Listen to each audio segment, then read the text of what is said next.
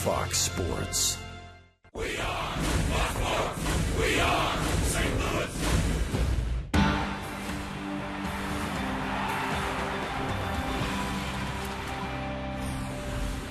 The scene is Busch Stadium. Big crowd expected tonight. Game 2 between the New York Mets and the world champion St. Louis Cardinals. Yesterday afternoon, top of the ninth, and a leadoff double by Andres Torres. Or so we thought. Carlos Beltran did not play, but the former Met says to Mike Matheny, you need to appeal. He missed the bag.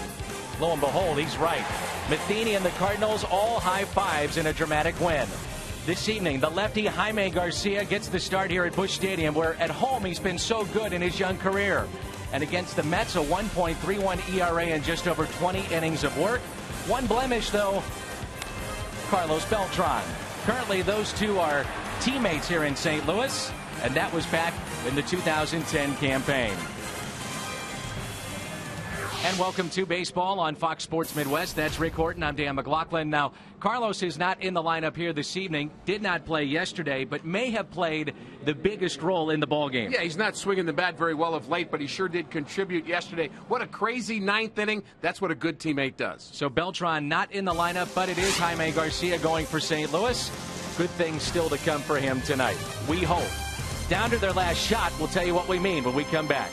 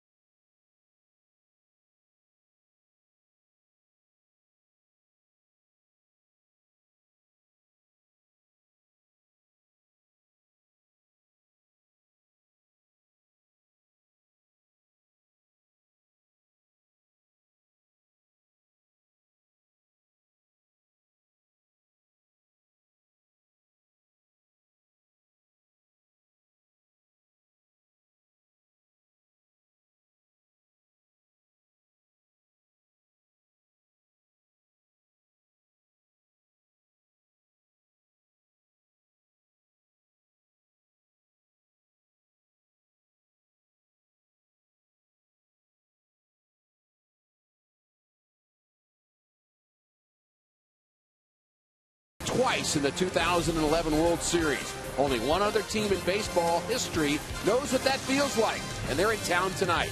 For more on two of the greatest comebacks in baseball history, here's Jim Hayes. There have been 107 World Series, 107 Fall Classics, 107 different world champions. But there have been two World Series winners that are a little bit different. Two champions that accomplished something rare. And those two teams are playing tonight. Game 6 of the 1986 World Series, the New York Mets, down 3-2 in the series, found themselves down to the Boston Red Sox 5-3 with 2 outs in the top of the 10th. Last chance. Singles by Gary Carter and Kevin Mitchell gave the Mets some life, but Ray Knight swung and missed at the first 2 pitches he saw, and the Mets were 1 strike away from elimination. Boston's clubhouse was ready to bust open the bubbly. The curse was over. Or was it? Knight somehow muscled a single into center, scoring Carter. Mitchell advanced to third, and the tying run was 90 feet away. Mookie Wilson was up next. He ended up with 2 strikes, and again the Red Sox were 1 strike away from victory. But Boston pitcher Bob Stanley threw a ball a little too far inside to Wilson, and Mitchell would scamper home with the game-tying run, and then the ball found Buckner. Little roller up along first, behind the bag. It gets through Buckner. Here comes Knight, and the Mets win it. New York went on to win the World Series, and Game 6 would go down as one of the most exciting and improbable in Fall Classic history. That is, until 2011. The only other team to find themselves 1 strike away from elimination twice and come back to win was the 2011 St. Louis Cardinals. The comeback Cards wiped out 5 different leads in the game. 2 of them were at-bats in which the Cardinals, like the '86 Mets, were 1 strike away from elimination. First, it was David Freese with a game-tying triple in the 9th. Then it was Lance Berkman with an RBI single in the 10th. Then, of course, was the Freese walk-off, placing him among baseball's Rushmore of series-saving home run hitters alongside Mazeroski, Fisk, and Puckett. A crisp 6-2 victory in Game 7 meant Game 6 would be remembered as one of the best ever. So that's it. 107 World Series, and only 2 teams have rallied from deficits in the 8th inning or later down to their last strike twice, forcing a Game 7 and going on to win the whole thing.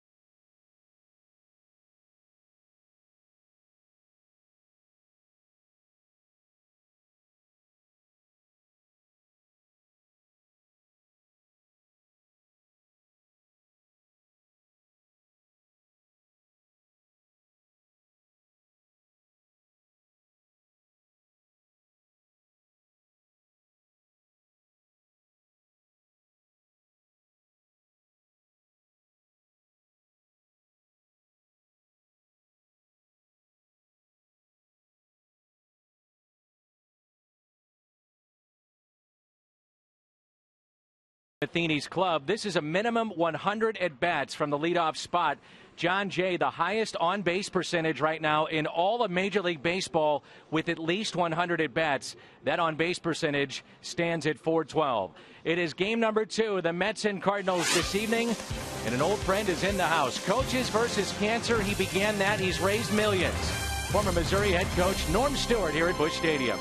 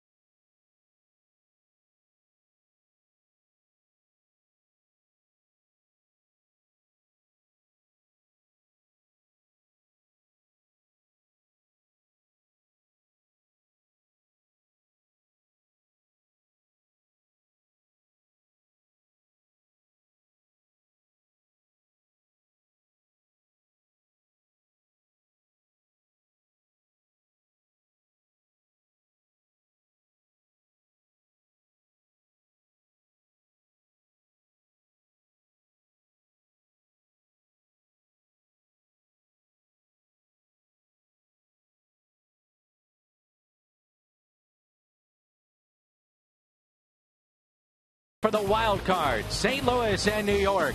And our first pitch on your home of the Cardinals, Fox Sports Midwest. Next.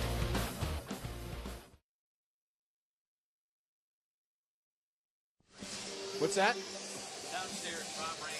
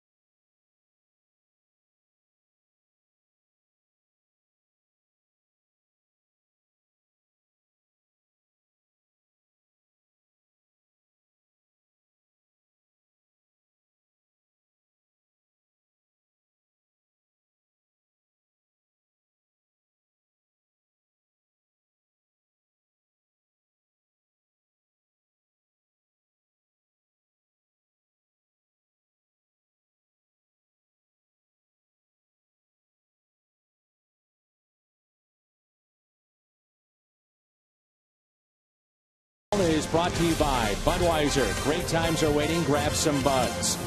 By your Mid-America Chevy dealers, the #1 selling brand in St. Louis. Find us at stlchevy.com. By Dobbs Tire and Auto Centers, #1 for quality tires and expert auto service. And by Steak and Shake, just no equal. The banks of the Mississippi, a look at the skyline of downtown St. Louis, highlighted by the arch. That means We're in the great Midwest, and the Cardinals taking on a team from the East, the New York Mets. Ruben Tejada will lead it off, followed by Ronnie Cedeno and then David Wright. Scott Hairston playing right field. He'll bat cleanup. Daniel Murphy, Kelly Shoppach, who's been red hot. Jason Bay, we saw him as a pinch hitter yesterday. Andres Torres, who was at the center of it all in the ninth inning with his base running gaff. And then Matt Harvey, who they really, really like. The lefty for St. Louis, Jaime Garcia. His numbers brought to you by Enterprise Bank and Trust. And the Cardinals would love to see the Jaime Garcia of the 19th of August. That's the first game back after 2 months off. He struck out 10 Pirates here at Busch Stadium, and he's always pitched better here in St. Louis. So Garcia, as we showed you moments ago, has had very good numbers in the 3 starts against the Metropolitans. In 20 1/3 and a low ERA. The other facet with Jaime Garcia that you have to look at is the fact that he pitches extremely well at home here at Busch Stadium, and for whatever reason his ERA is close to 3 runs better at Busch Stadium as opposed to when he's on the road. And when he's good, he's very, very good. That's how you would define the career of Garcia. He can be dominating at times. Doesn't really have an overpowering fastball velocity wise, but he makes up for it in movement. And so the moving, sinking fastball, the good changeup, and the curveball of Garcia against a predominant right-hand lineup today. So we may see that changeup a little bit more. Here's a 1-1 pitch to Tejada. Garcia with plenty of time steps and throws a strike to Matt Carpenter, who's over at first again. And there's one away. A look at the defense behind Garcia tonight. Holliday, Jay, and Craig and Wright. Beltran is on the bench again. Freeze, Descalso on the left side. Schumacher, Carpenter on the right side. And Yadier Molina is behind the plate. Around the Horn is brought to you by Dobbs. And what a win it was for St. Louis and Mike Matheny yesterday. In a crazy 9th inning, we saw the momentum change really with just one call. One umpire on top of a call. One Cardinal player seeing it, Carlos Beltran. And we went from the tying run at second base to 1 out, nobody on. And what a thrill that was. And that umpire is behind the plate tonight. Dave Rackley made the call at first base. Controversial. Terry Collins got to the ballpark today, met with the media, and said it's still, in my mind, not conclusive to being an out. And he said he had looked at every potential angle that was out there from both telecasts and could not tell if that was touched at first. And there's a strikeout of Cedeno. He can't believe it. And the first of the night for Jaime Garcia. You would think the Mets may have a short fuse with his own plate umpire today. Yeah, I would think so. And that pitch is on the outside corner, just tips the outside corner, and that was a sinker following a good changeup from Jaime. And I would bet we'll have some arguments today. I'm just reaching a bit, but I think we might. Now David Wright, who's as classy of a major leaguer that you will find, and a pretty darn good player as well, as he looks at strike 1 with 2 outs and nobody on the season. He's batting .311, 17 homers, and he's driven in 79. Outfield is deep, straight away. Wright lines it foul. 0-2. Dimensions of Citi Field moved in. They moved in the walls at Citi Field primarily because of guys like David Wright, Jason Bay. Wanted to try to get their production up, as well as the rest of the offense for the Mets, playing their 81 home dates there. And the home runs have come at a better clip this season for David Wright. Also a byproduct of having success is being healthy this year too. They really studied that, didn't they? They actually took all the balls hit the year before and said, well, what would have happened had the walls been in just a bit more, and they determined their team had hit more warning track fly balls and that they might have won a few more games, so they made the adjustment. Only 3 teams had hit fewer home runs last year. There's a ground ball that's tapped foul. There's also talk that this offseason the Padres, looking at what the Mets did with their ballpark, would do the same thing at Petco and move in the walls there. We will see San Diego later this month. A 2-2 pitch, and Wright hits a rocket pass short and into left field for a 2-out base hit for David Wright.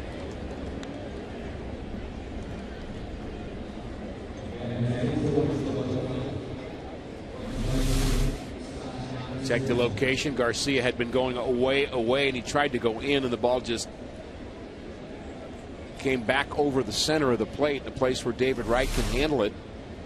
Garcia's fastball is moving a lot. You could see it on balls that David Wright was trying to take the other way. He couldn't really square it up, and so getting that pitch inside is important to set up that pitch away. But if his pitch away is working to right-handers, it's pretty much unhittable. Ball scoots away from Molina, and Wright reads that properly and advances to second base.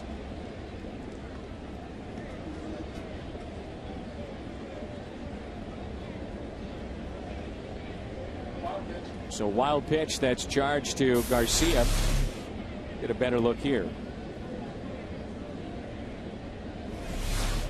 He tried to pick that with his glove. Unusual. Normally tries to block it. The late sink, I think, fooled him a bit. 1-0 pitch to the cleanup man, Hairston. My, how things have changed with the New York Mets. No disrespect to Scott Hairston, who's playing right field, but you would not expect him to be your cleanup hitter. He does have 15 home runs. He's driven in 46, and with 2 outs and runners in scoring position, Mets have been very good in this spot.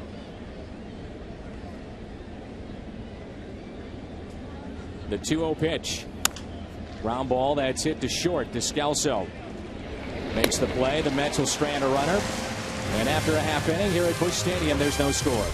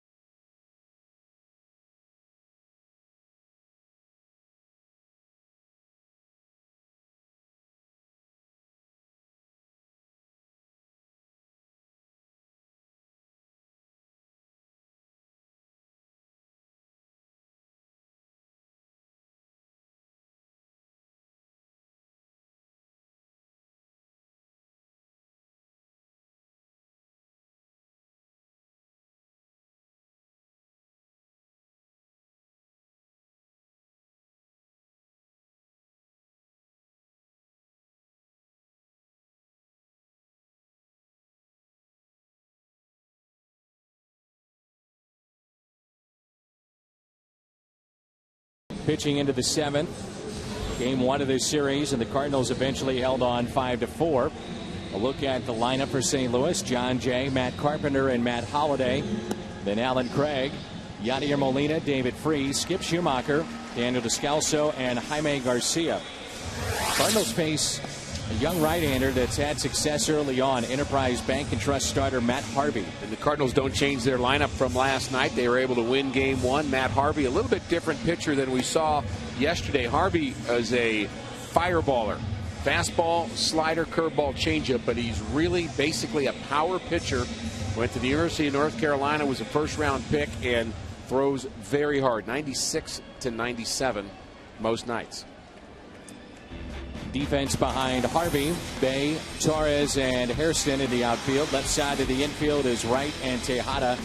Cedeno Murphy on the right side. Behind the plate, Kelly Shoppach and Matt Harvey on the mound. That's brought to you by Dobbs. I'll be interested to see how Harvey establishes his off-speed pitches. He's working on a changeup, also working on a curveball. Slider's really choice too, but mostly just a fastball guy. So can he establish the other pitches will be a big question for him. The Cardinals as a team batting .274. And the lefties have had more success against the right-hander Harvey this year, but it's not great. Left-handed hitters batting just .214 and right-handers at .176. So it gives you an idea there, Rick, just how good he's been. Overpowering at times. Jay off the pitcher, and this will be a base hit. Reaches on an 0-2 pitch. And let's make sure that Harvey is okay as they check on him. So we said we'd look at his breaking pitches, and the first one he throws, 0-2. He tries to get this to go in the dirt, but it just sits in the lower part of the strike zone. It looks like it might have hit off his hand near his wrist on the glove side. Tries to react quickly, and it looked like it maybe got more hand than glove, and a base hit for John Jay. Already they're out to make sure that he's going to be all right.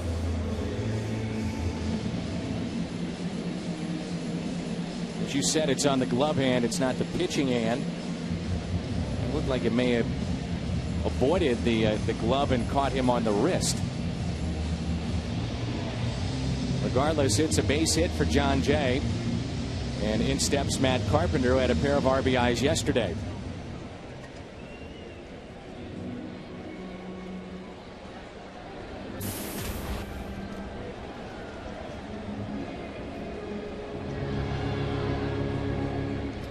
'93rd game. Majority of the time for Matt Carpenter has been as a pinch hitter, but really has had a solid season. And without Carlos Beltran, he's become more of a fixture in this lineup.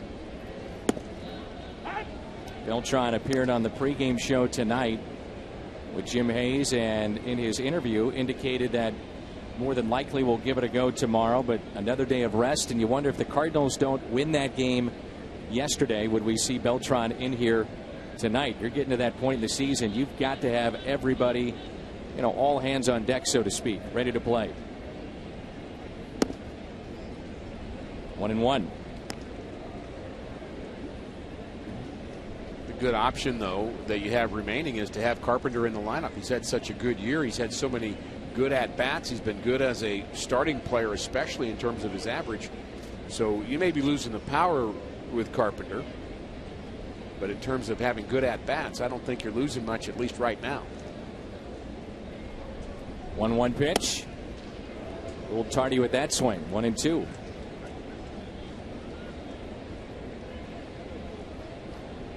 Mindset of a hitter tonight, Rick? You think just wait for the fastball if you can and stay away from the off speed, or vice versa? No doubt. I think he is not established yet at the big league level that his off speed pitches are anything to worry about. And not that he can't do that or he will never do that, but you have to take away the thing that he does best. That's his fastball. Look for it every time and adjust to the off speed. A pitch at 96 from Harvey. He was told after having an outstanding outing as a major leaguer that he was going to have to start mixing in his changeup a little bit more, because this is the big leagues and you're going to have to be more kind of creative. And Sandy Alderson went to him after he got roughed up a bit throwing that changeup and said, hey, you know what? Just do what you do. You throw fastballs, go after it. Use a changeup when you're ready.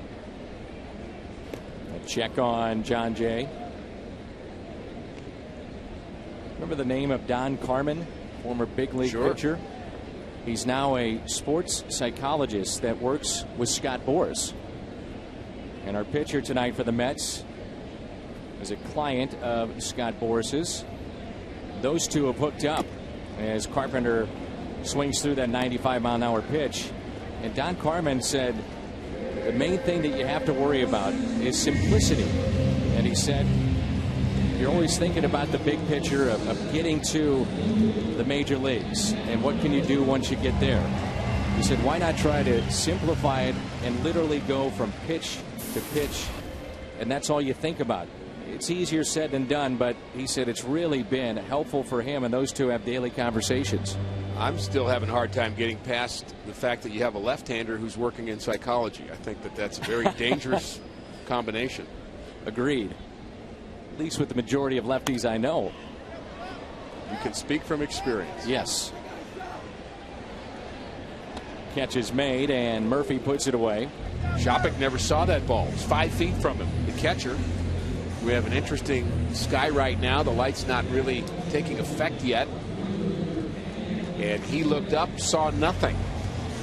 Very blue sky. We've got some clouds and some different colors in the sky, and this ball almost over his head. He looks up and says, help, help, help.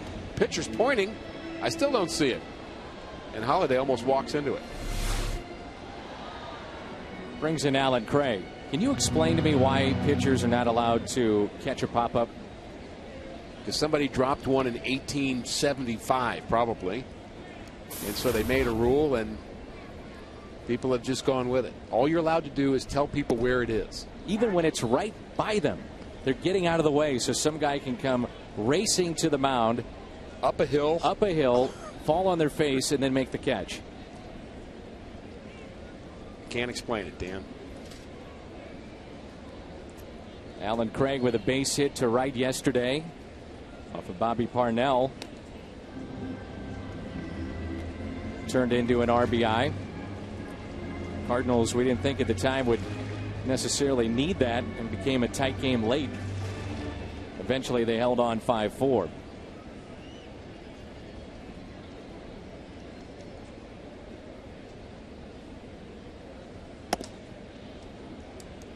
Pitch at 95 and just missed. 1 ball, 1 strike on Craig with 2 outs and a runner at first. One of the heroes, if not the main hero from the game yesterday, the former Met, Carlos Beltran. Should get a game-winning RBI or something statistically for that. For those of you that didn't see it or hear about it, Carlos was taking swings in the cage. He looks up, he sees that Torres may have missed the bag. There's Andres Torres on his way to second. And with that, Beltran says to Mike Matheny, "You need to appeal." He said Mike looked at him like he was crazy. And what helped out was that Torres, we thought, may have been hurt at the time, so it gave them a little time to think about what they might want to do. A couple of hops to second, and it's put away as the Cardinals strand a runner. Garcia back to work, and there's no score after 1.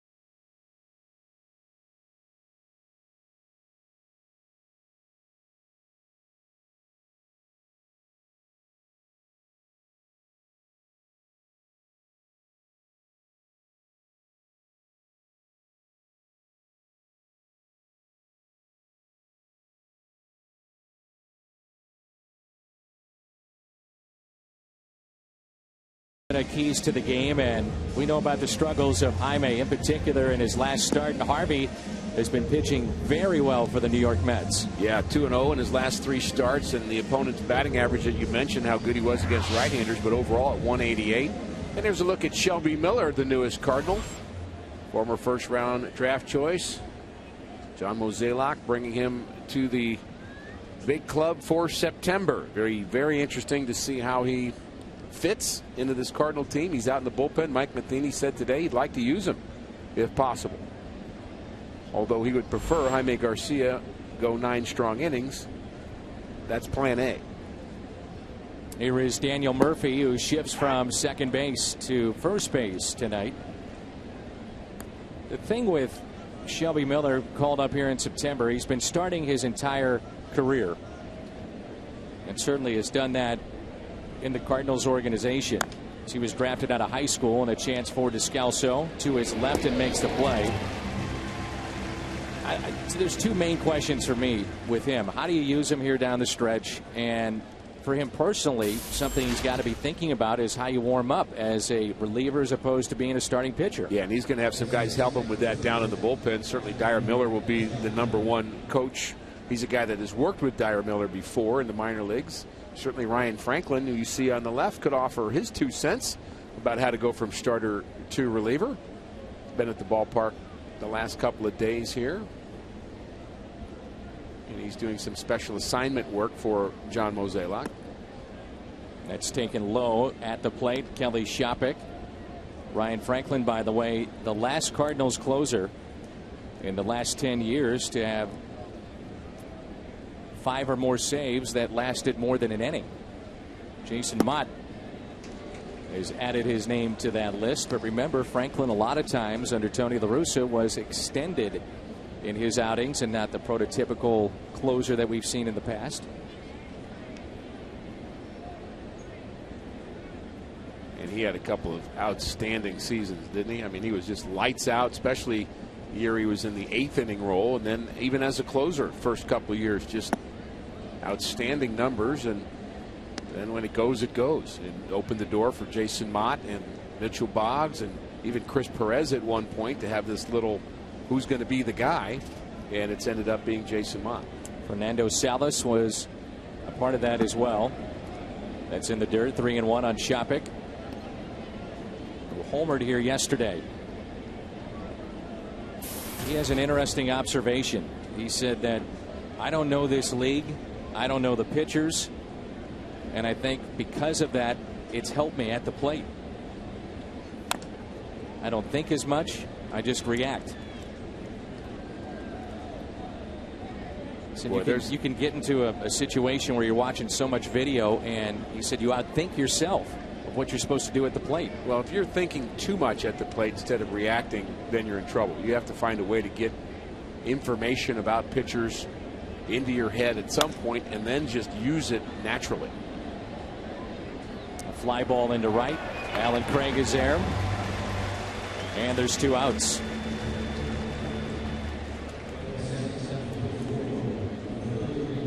Brings in Jason Bay.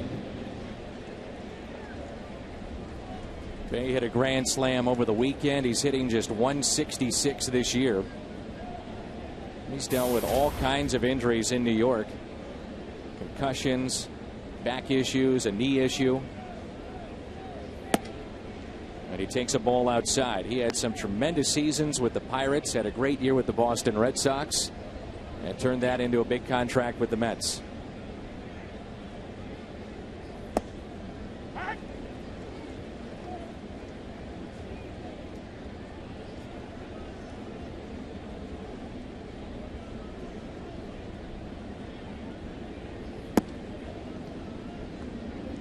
Two and one.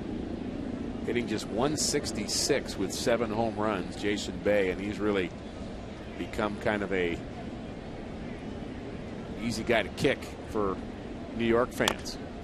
He chops it left side, and this rolls back into fair territory, and a base hit. Nothing you can do about that. 2-out hit for Bay, and it brings in the switch hitting Torres.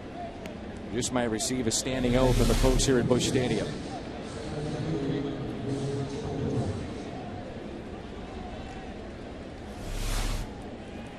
You're the only one. You're standing up and clapping. Well, that's one of us. Just trying to follow your lead, Dan. You know, in talking with so many people that are around the game day in and day out, they'll tell you they've seen that before, that play at first base. Yeah. They also will tell you that if it's called, it is a blatant miss of the bag. I mean, it's not even close. You and I could see that from up here. And watching on replay, I still can't tell as to whether or not he touched the bag. No, we saw multiple replays of it, and Torres actually said today that he didn't make a big deal about it last night. He felt he touched the base, but you know, he's kind of argued it before, and he thought it would be fruitless to argue it. But he claims that he touched the base. In fact, he said, if I'd have missed the base, and I've done that before too, I would have just gone back. If I thought I would have missed the base, I'd have gone back. And so that's his version of that, and I believe that it's very possible that he kicked the base with the inside of his foot. And it's such a very kind of minute detail to be able to see that on the replay that I don't think we'll ever really know. But the point is, it was close enough that surprising to a lot of people that the call was made. Force play at second. You do have to give the umpire, though, credit. The replay, you could see he was right on it and looking at the foot as to whether or not it touched the bag.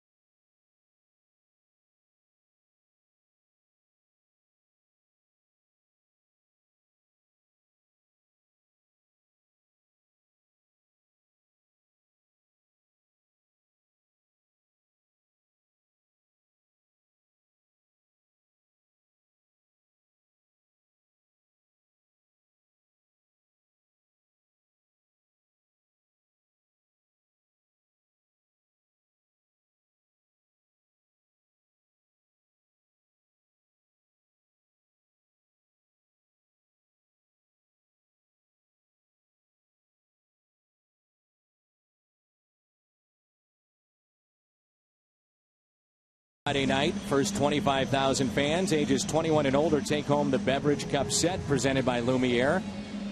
And we should remind you that tickets this weekend, Friday, Saturday, and Sunday against the Brewers after the off day Thursday, there are tickets available for just $9. There are tickets for tomorrow for just $10, and that's a day game against the Mets. Cardinals were able to get to a young pitcher yesterday early, which I always think is an important thing with a young pitcher. Make him believe that maybe he's not as good as he thinks he is when he's young, trying to find his way. Don't let him get on a roll, have 4, 5, 6 solid innings. Then he's going to feel like, hey, I got this. I belong here. Make him doubt in the early going. So I think this inning with Molina, Freese, and Schumacher would be a good inning to have some damage done. Outside, taken by Yadier Molina. He's batting .322 this year.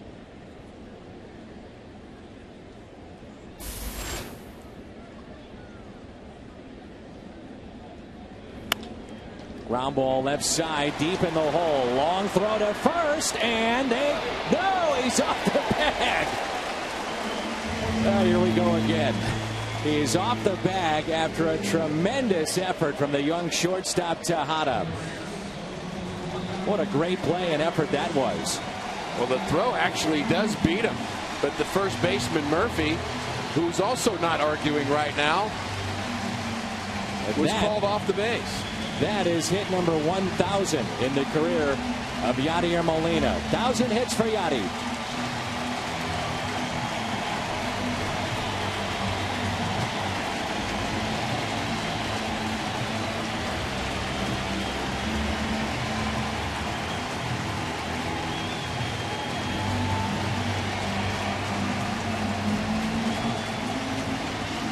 He appears very humbled by the moment.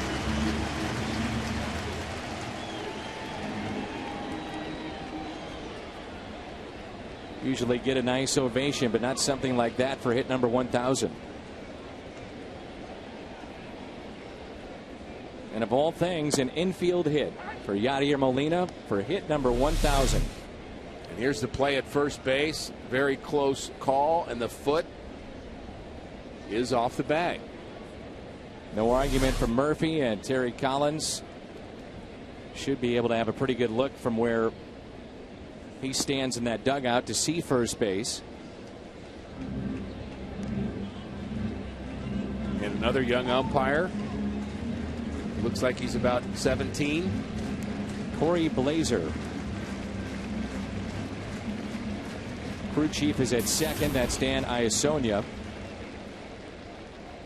And Dale Scott is over at third. And nothing wrong with being a young umpire. It seems as if they're really harping on young umpires to make sure people are on the base when they say they are and actually touch first base when they hit a double in the right field corner. Clearly that was on the test.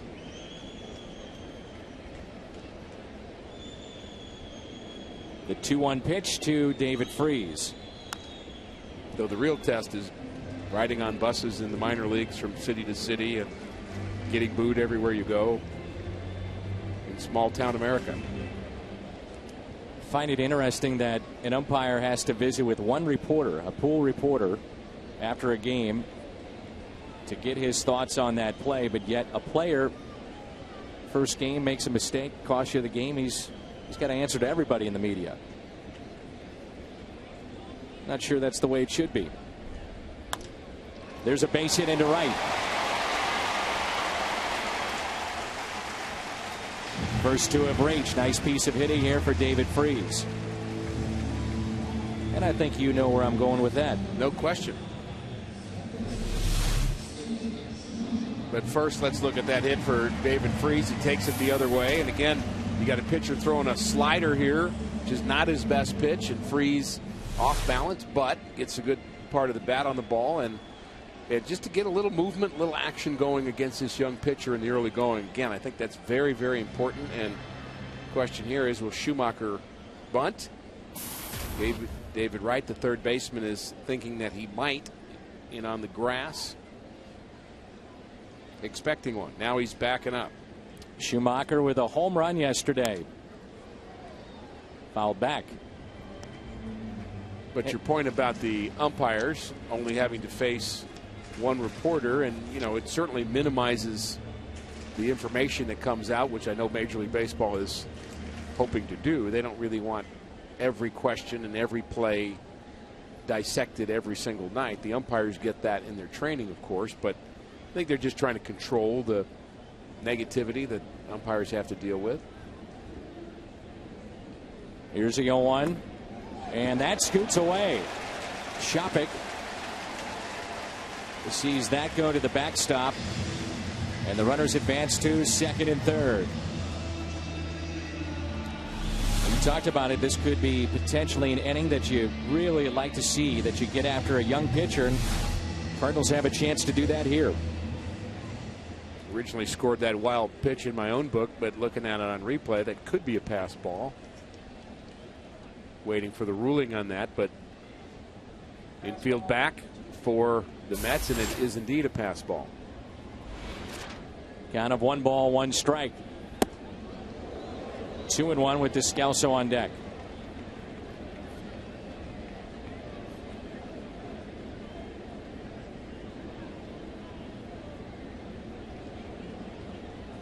Fundamental baseball needed here. Just a ground ball to the second baseman. Advance the runner from second to third. Score the lead runner. The 2-1 pitch. Or take that. A liner into left. That's a base hit. Run will score. And Schumacher drives in the RBI. The first run of the game. His 24th ribby of the season. His numbers are gaudy when you talk about runners in scoring position this year. And Yadi comes in. Congratulations to Yadier Molina. Hit number 1,000 in his career, and Skip Schumacher contributing again. Homer yesterday. That drives in Yadi today, and David Freese also waits to make sure that ball's down and advances to third. And just the situation you want for this pitcher. Do I have it or not? Maybe I can't get this lineup out with all these 300 hitters in the National League. That little piece of doubt might be just what the Cardinals need. Descalso at the plate. Pitch inside. And you start to overthrow. That's what they've talked about. Pitching staff went down and watched him. The coaching staff in the minor leagues. One of the things they've talked about is that he can overthrow, where they've asked him to take a little off to sacrifice some velocity for control and better movement. Descalso, base hit, left center. And advancing on the play, Schumacher all the way to third. Took a tricky hop out in center field. In doing so, Schumacher able to advance to third, and just like that, it's a 2-run lead for St. Louis. RBI base hit should be an error by Torres, the center fielder, to allow Schumacher to advance. But 4 hits in a row for St. Louis. Descalso taking it the other way.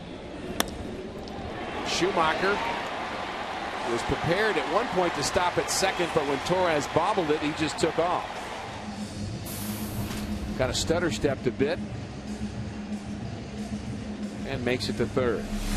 Descalso with RBI number 20. You will see the bulk of the playing time down the stretch. You'd have to figure, Rick, with the glove that he possesses, not the range of Furcal, but the experience of postseason last year. The backups are young, so Descalso can settle in potentially in that shortstop spot. Cardinals are going to need him to play well, and they're going to need a bunt from Jaime Garcia here. This would be a sacrifice situation. Not worried about the guy at third at this point. You're just trying to advance one more runner to second base.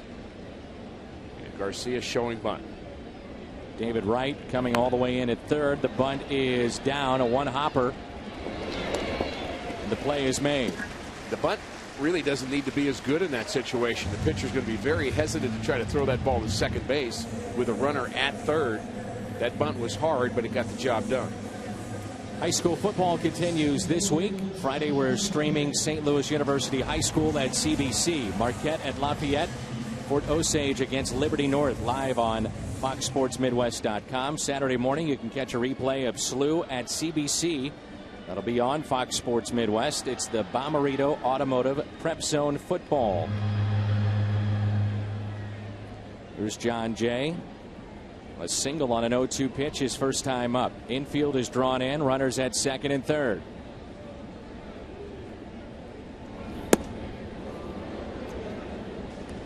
He's done that with those lefties. That fastball that rides in on the lefties, backs them off the plate. We've seen that Descalso stayed on a pitch. Same thing with Schumacher. Yeah, the fastball that's riding off the plate is riding too much off the plate. He does not have the command he would like to have. He really likes to get his strikeouts up in the zone with his fastball. You think about Lance Lynn when he was pitching well and throwing that riding fastball. And that hit him. Well, we've seen that a bunch lately. That's the third time that Jay has been hit in the last 4 games. Is that a magnet in his pocket or something?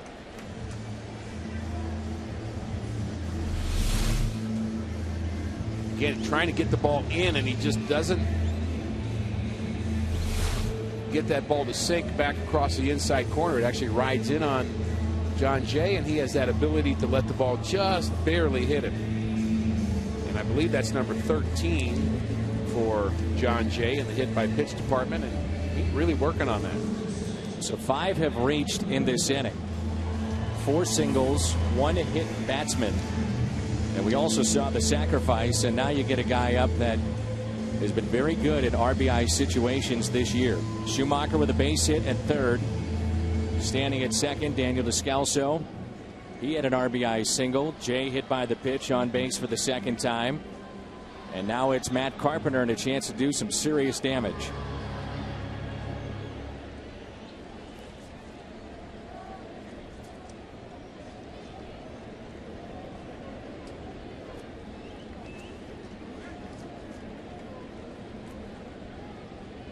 First pitch to Carpenter. Driven into left center field. The catch will be made by Jay. Or excuse me, Bay. Jay staying at first. Descalso at second and scoring. It skips Schumacher to make it a 3-run St. Louis lead. Come on, big ball, get him, let's go! Again, good situational hitting for St. Louis, and Matt Carpenter has really shown that he is a very good situational hitter. The idea here is to drive the ball into the outfield with a runner at third base in less than 2 outs, and that's what he does. Picks up an RBI, and he did that in game one. Eighth man to come to the plate here in the second inning for the Cards is Holliday, who popped out to the first baseman. The first pitch that he saw, and there's a strike.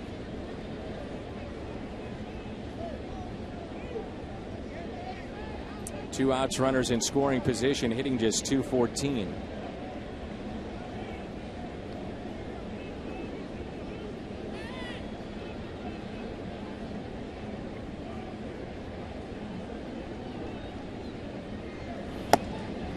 And 2. Old-fashioned hardball right there. And a little frustration. Jimmy Rollins with career hit number 2,000 tonight. Yadier Molina with number 1,000.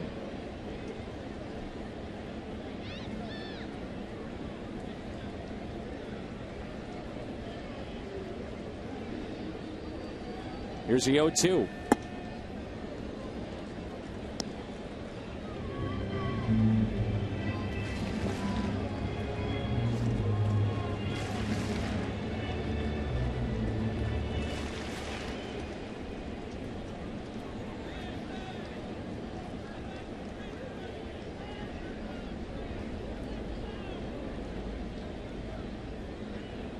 One-two pitch to Holliday.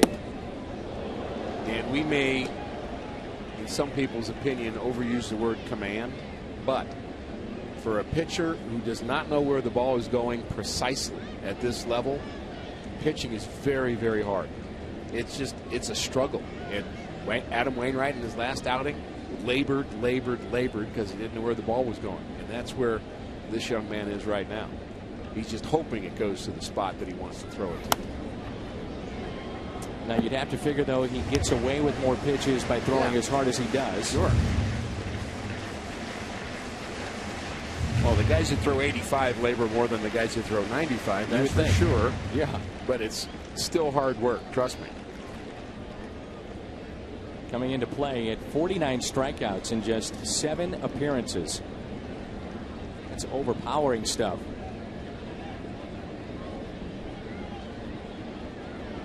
They figure he'll make 2 more starts, which would then give him around 10 this season.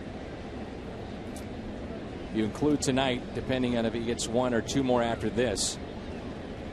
And opponents are hitting under 200 against him. High fly ball out to center. And Torres is there. Cardinals strand 2. They pick up 3 here in the bottom of the second.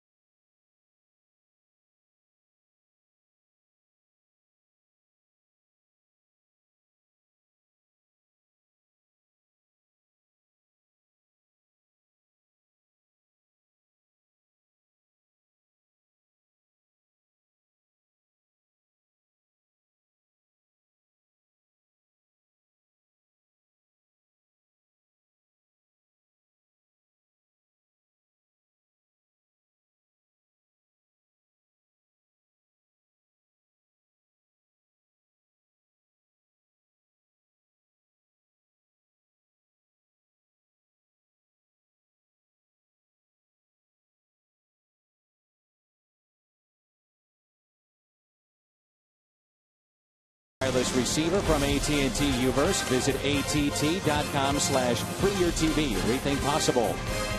MyKiaSt.Louis.com. And get the All-American Jack Combo at Jack in the Box. It's a no-nonsense burger with fries and a drink for only $4.99 plus tax at participating stores. Rick Horton, Dan McLaughlin, and Jim Hayes has joined us in the booth where the Cardinals have a 3-run lead here in the top of the third. A lot of news concerning the Cardinals today with call-ups, and the biggest one being Shelby Miller, but also the news of Chris Carpenter pitching to hitters today. And how did Carp fare? Simulated game, Dan, where he worked about 3 innings worth, 50 pitches. He felt very strong. He told teammates he felt like his stuff was really good. And Chris Carpenter has said all along no expectations about a possible return this season. But after, when he talked to the media, it seemed like there might have been a change of heart. He said, I want to be able to pitch. I also need to make sure I'm good enough to help this ball club. But a bit of a turnabout from Mike Matheny's perspective, who has been downplaying any expectations for Chris Carpenter. He said his only expectations of Carpenter are that Chris comes in tomorrow and tells him how he feels. Strikeout of Harvey. And I guess that's what we wait for at this point. It was a surgery that is unique, obviously, for anybody in many regards. But, you know, Rick, you think about doing it as a professional athlete. It adds to what we're talking about here and trying to come back and how you feel tomorrow. It's Dan, Rick, and Jim with you here in the booth. Yeah, and I like what Chris Carpenter said about I want to be effective, not just be out there. And that's going to have to be for others to decide based on how, not just how he feels, but how he throws. But, you know, I just admire his courage. And as you mentioned, Dan, it's not a simple surgery that he had. Not just a kind of a normal little take a week off and you'll be fine, take a couple of aspirin and call me in the morning. This is a pretty major deal that he had done. And for him took a rib. For him to come back and not that long after and not only pitch but be talking about starting, that's the part that confuses me a bit, is I could almost see him more as a guy that could give you a couple innings out of the bullpen if needed. And of course it is September and we have some more arms out there and maybe we don't need guys in the bullpen. John Mozeliak said yesterday he thought it was realistic for Carpenter to pitch again this season. That was before he threw the simulated game. That was yesterday, but also said he thinks Carpenter would be in the starting rotation. Base hit by Tejada. Well, how do you not get excited thinking about the prospects of a healthy Carpenter and, you know, obviously rested and ready to roll. And if he's anywhere where he was a year ago at this time, watch out. And I don't know what you'd handicap the percentages of him actually being able to do that to make a start this year. But if he can work towards doing that, to be in a place where he can feel good going into an offseason, every pitcher that's injured wants to pitch in September so they feel like they're going to be okay the year that follows and not spend the whole winter worried about it. Ground ball sharply hit to Freeze. Out at second. It's a double play. Cedeno and a rocket hit to David Freeze and the turn at second base.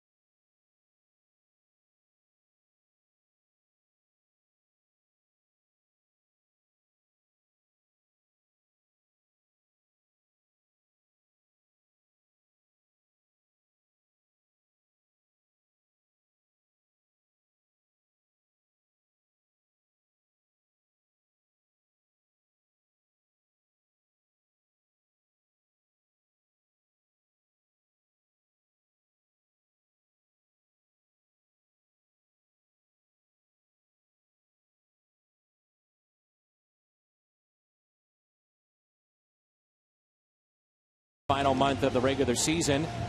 All your favorite devices will carry ball games in HD. Any game you want to watch, you'll find it. MLB.tv at Cardinals.com. Jim Hayes is with us. We're talking about Chris Carpenter and his possible return to the rotation, not out of the bullpen, but the rotation is what's being talked about at this point. And as you get a look at Allen Craig stepping in for the second time, the next question now becomes, Jim, what's next for Chris? Well, first he's got to come in tomorrow and say, I feel great. But he said the rough plan is for another session, side session or some Friday, then try again on Monday in San Diego, maybe another simulated game, but push it again. But he feels he's moving in the right direction, although, again, that no expectations thing, you could tell he's starting to have expectations because of the progress he's making. To follow up the point that Ricky was making, and it's a 3-0 lead for St. Louis as Craig pops it foul out of play. It has to be so important, the mindset of Chris Carpenter, who has been through so many different issues with his shoulder, his arm, and now this most recent issue that he's dealing with, whether or not the Cardinals are in contention. Let's just throw that out of the, as part of the equation, but just wanting to get back and say, I'm healthy and I can't wait for next season. That's got to be a part of it too, Rick. Well, I think the in contention part is something that we got to be careful not to overlook, because you've got a number of stories surrounding the Cardinals now. Lance Berkman, and how do you use him? Chris Carpenter, and when and how do you use him if healthy? Shelby Miller, we want to get him some experience because he's our #1 guy. So how do we use him and develop him? Well, you're trying to win a pennant race. You're trying to win a playoff spot.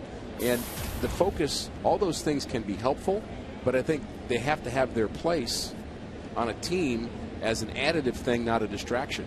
And I think that's where the character of the players involved becomes very, very important, not to be a distraction. And maybe with anybody else that's coming back from the type of injury that Carpenter is, and Berkman, by the way, has publicly stated, where am I supposed to play? These guys are doing a great job, and I can't take their time. And also physically at this point, running is a big, big issue with him. He did take BP today, so it's not like that's an issue of him trying to find playing time. But with Carpenter, I think everybody would say you give him the benefit of the doubt.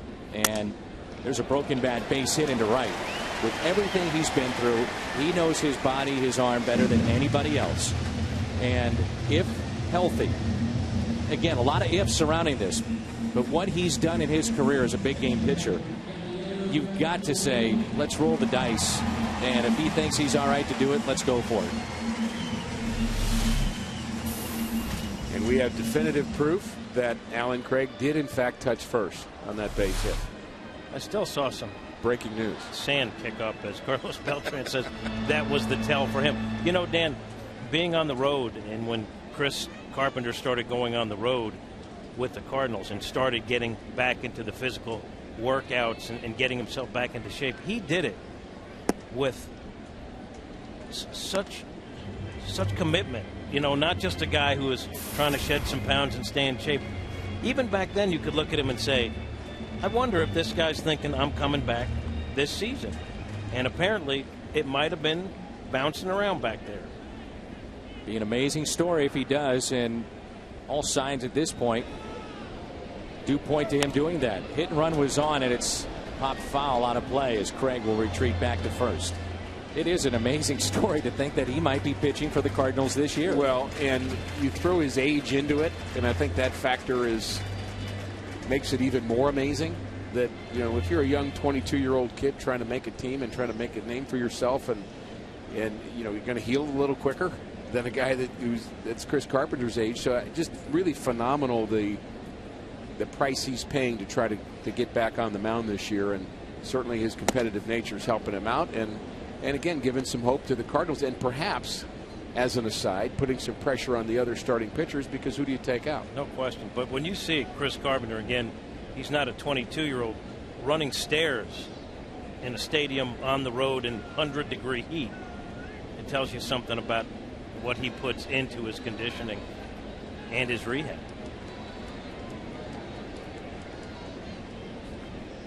Here's a 1-2 pitch to Yadier Molina. Popped up a mile high. Shortstop Tejada puts it away for the out. Craig back to first base. Just joining us, Yadier Molina earlier tonight with hit number 1,000 of his career.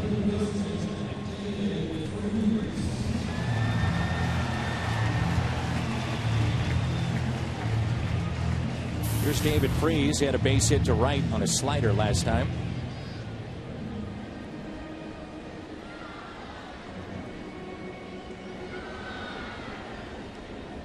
I was talking to Lance Berkman before the game, and I said, if they came to you and said, hey, we need you to start, play a full game, do you feel physically you'd be up to that? And he said, yeah. He said, I did it when I was rehabbing in the minors, and I feel like I could do it now.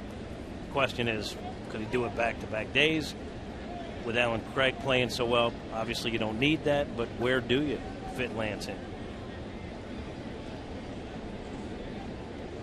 0-1 the count on David Freese. I think you see him as the left-handed pinch hitter with some pop in situations where you need that. A right-handed pitcher, especially because that's where most of his power is, but you also recognize that if he gets on, you're going to need somebody to run for him. Sure. That's what Mike was talking about. Adrian Chambers could do that. And we talked about all the Cardinal call-ups, but the Mets have brought up half of Manhattan, I think, in their bullpen. They have got a huge crowd out there, so they're going to be quick hooks, I would say, with all their pitchers. They don't need to wait very long because they've got a lot of guys they're trying to look at.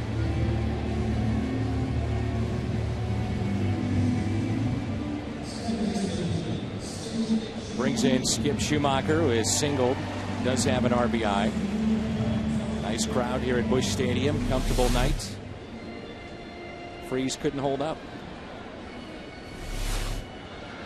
Second strikeout for this right-hander.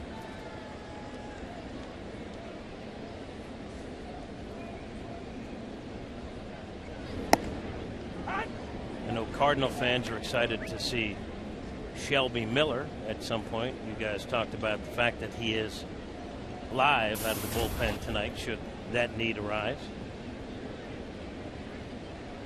He was telling me it's just a great honor to receive the call up. There had been some talk that the Cardinals weren't going to bring him up with the rest of the September call ups.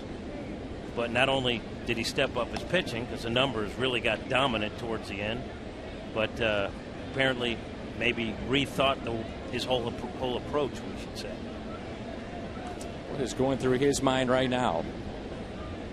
Ready to make at some point his major league debut. It's probably something that he has thought about countless times growing up, high school, in the minor leagues. Who knows what kind of sleep he got last night, thinking about coming to the ballpark and stepping on that mound. And unlike some other minor league players, I think he got to the point where he expected it to happen sooner or later because he was so highly touted and so highly drafted. But still, when you put that uniform on for the first time at this level, it's something you'll never forget. Schumacher strikes out. 3-run lead for St. Louis as we head to the fourth. Good job, Jim. We'll see you on the postgame.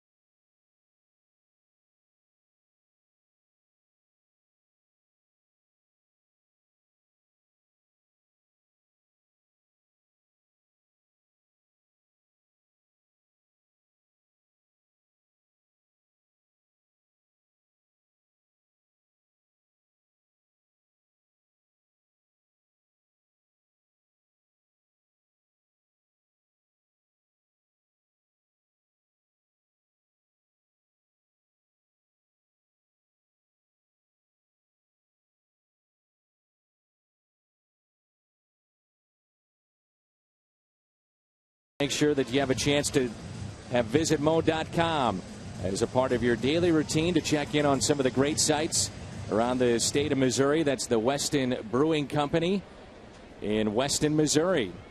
Visit Mo.com. Find out how they make the brew. It's one of the first lager breweries in the United States. Weston Brewing Company in Weston, Missouri.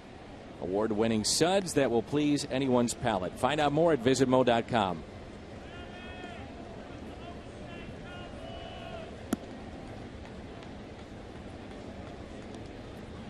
Cardinals with a lead of 3 runs. They have 6 base hits. And a 3-run lead, 3-0 is our score. This baseball season, Fox Sports proud to support Boys and Girls Club of America, a place where youth can reach their full potential. Find out more at greatfutures.org/Fox Sports. Brad Hengemeyer and his family here, and they threw out the first pitch.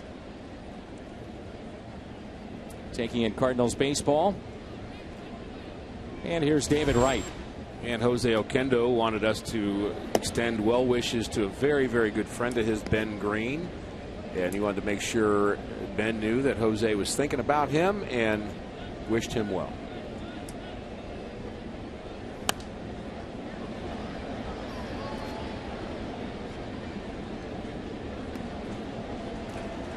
There's Jose. And if I would have thought one person would have noticed that Torres did not touch first base, that would have been my choice. It's usually right over there on that side of the dugout, although maybe obscured a bit from the angle that Beltran saw on TV. But really, you know, the bench's job is to watch for that as well, and also the first baseman. And when somebody goes by you, that's your job. Make sure they touch the base. Now, how often are they not going to do it? Not very often, but you got nothing else to do. So that you'll notice a third baseman do it every time when somebody runs by third. He will make sure they touch the base in case an appeal needs to happen. And part of that play, Carlos Beltran talking about watching Torres as he was running. He said instead of looking at the bag and where to touch the bag, he said he was looking at his base hit into right field. As was the entire stadium, Dan. Because the real key to that play was, could Shane Robinson run it down or not? Because it was going to be a tweener as to whether or not it would get past him or not. And triple was not out of the question when that ball was hit by Torres. Robinson did a nice job running it down, and that's where all of our eyes were. A base hit out to left off the bat of Hairston. And Rick, of all people to pick that up, the former Met, Carlos Beltran, who has had a tenuous relationship, I think you'd have to say, with the fan base. And in many ways, Carlos Beltran will always be remembered in New York for watching a called third strike on a nasty breaking ball from Adam Wainwright October night at Shea Stadium. Mets and Cardinals, Game 7, the 2006 NLCS, and the rest is history. What people forget is the entire body of work that Beltran had in New York, which was terrific. And then when you think about the year that he had in 2006, he could have been the MVP of the entire league. Well, there's a very strong what have you done for me lately element playing in the East Coast. Really, that's the way it is in baseball and all of sports, period. You want to have continued production, and then you're going to give it to somebody else who's producing better. That's just the way it is. Players know that. But in New York, it gets hostile really quickly. And remember, it was Beltran that had what later was proven to be a fair ball in the Johan Santana no-hitter against St. Louis. That was Beltran's ball that hit the line down third baseline. Are you saying we're even? Well, if you want to mix and match these two, why not? Cardinal fans would take that right now, I think. No question. In a game we couldn't win anyway. You know, Mets get their first ever no-hitter in franchise history. The Cardinals get a much-needed win. No question.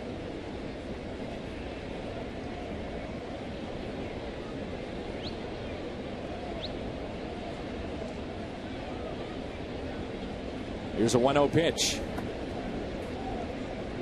We'll see Adam Wainwright tomorrow against R.A. Dickey. Day baseball here at the ballpark. Could be a fun matchup.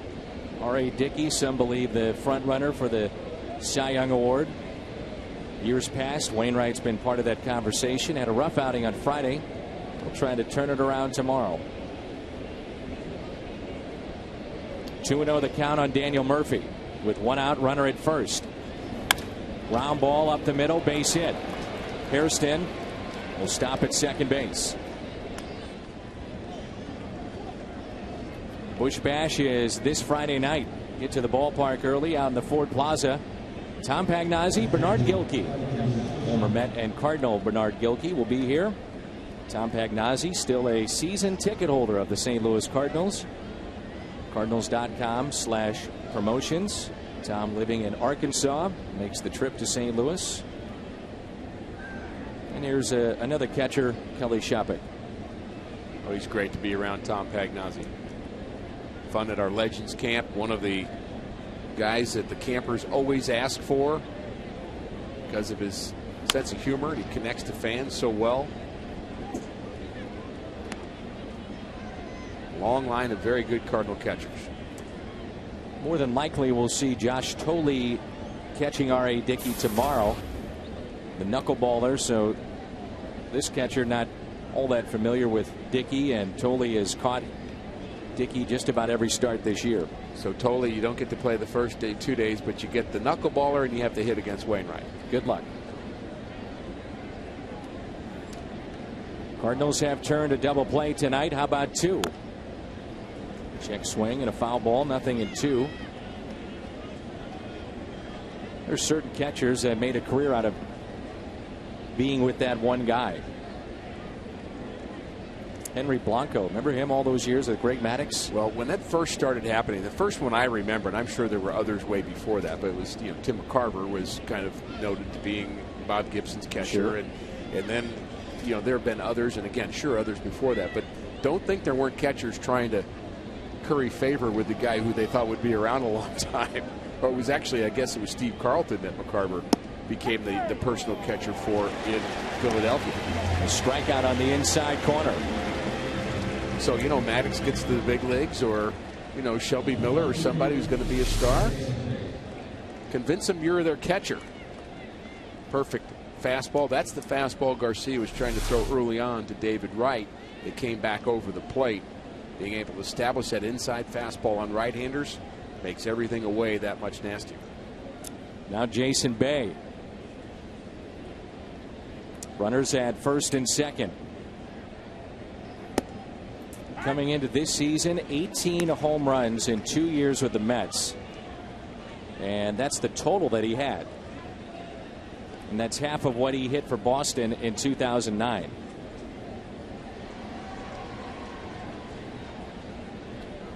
Three-time All-Star, former Rookie of the Year. 0-1 pitch. Only 5 Canadian-born players with more hits than Bay. Larry Walker, Jeff Heath, Matt Stairs, Terry Poole, Jack Rainey.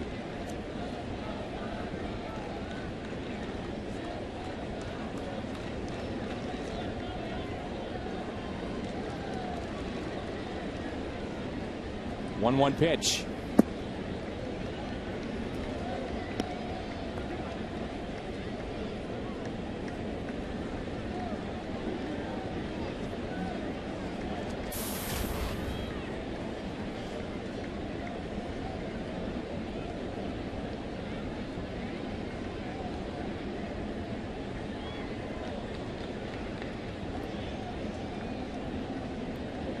Three times more than 100 RBIs.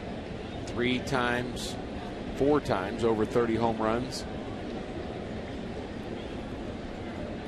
Just amazing. You think about Nate McLeod being a Pittsburgh star, then going somewhere else and losing it.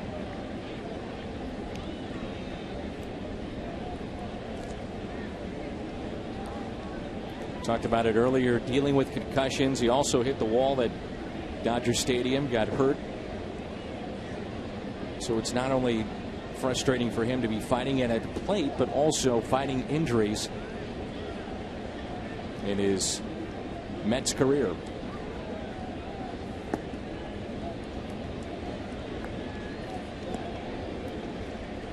Three balls and 1 strike. And I think that would be, from a player's point of view, just purely from their vantage point. The one thing they wish people would know more about them in terms of the times that they play hurt and they, you know, the way they feel about getting the label of I stopped trying, or I just kind of took the money and ran, and kind of disregarding sometimes the fact that they have diminished abilities because of injuries, in some case major injuries, that are keeping them from performing the way they once did. And clearly they want to keep doing it. Why wouldn't you?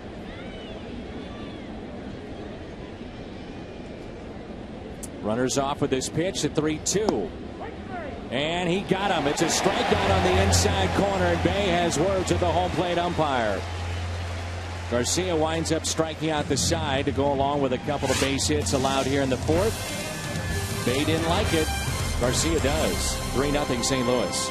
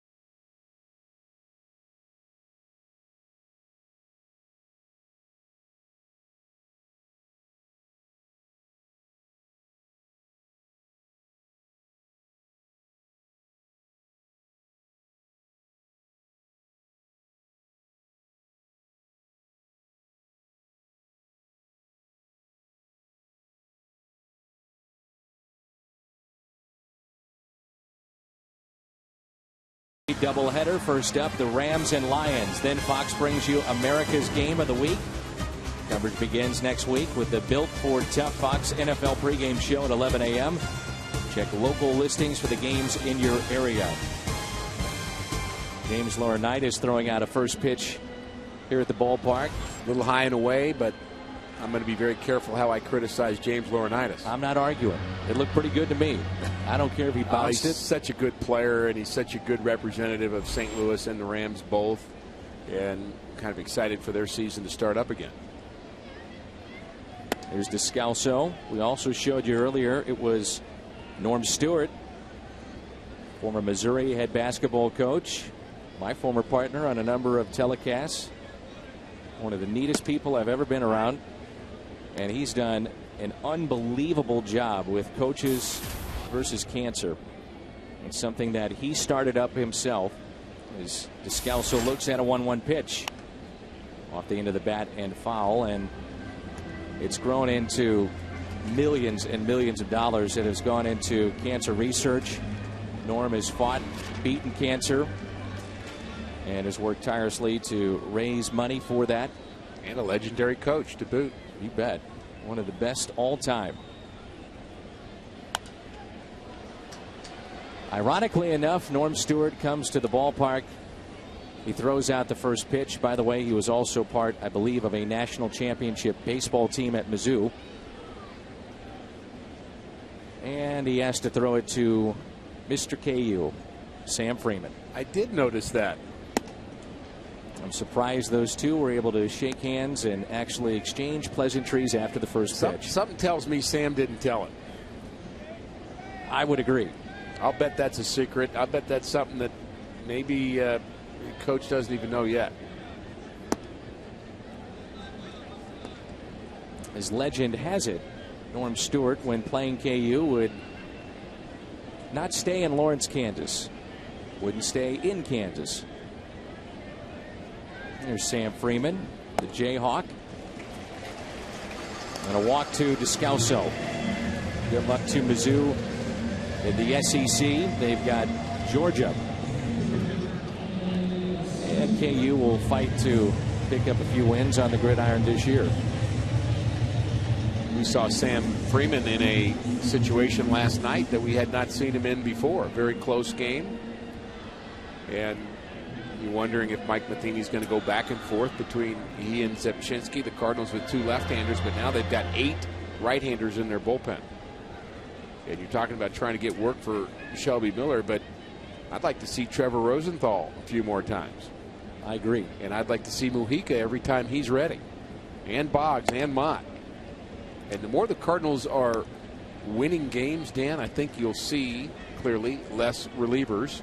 And you'll see the Mujica, Boggs, Mott combination. It's only really when the Cardinals trail early and the pitcher who's starting has a bad night that you're going to end up seeing some of the long guys. And as you mentioned, you're in a pennant race, so many times you'll see a manager go with those that have brought you to this spot, and Shelby Miller hasn't done that at AAA.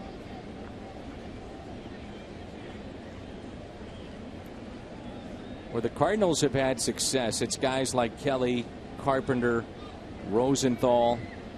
We saw Descalso, John Jay, who is on deck. Garcia, not a top pick. Garcia dropping down the bunt. Perfect. David Wright to first. Very well done by Jaime Garcia.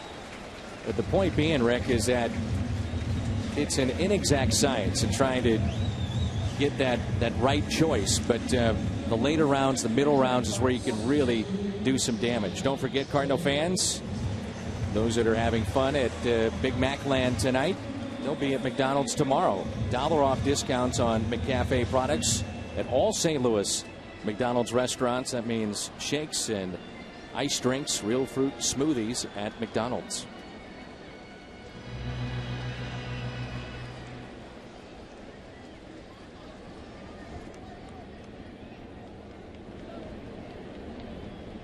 Runner at second base for John Jay.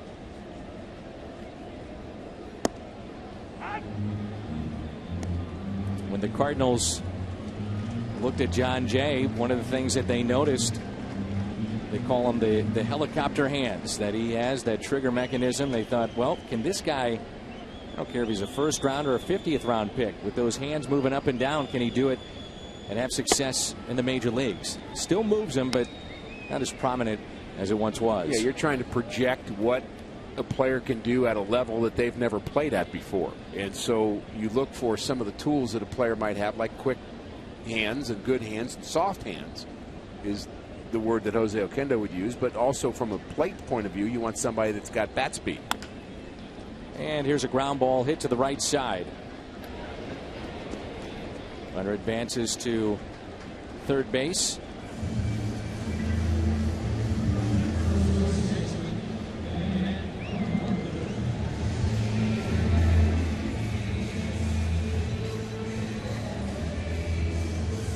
Brings in Matt Carpenter.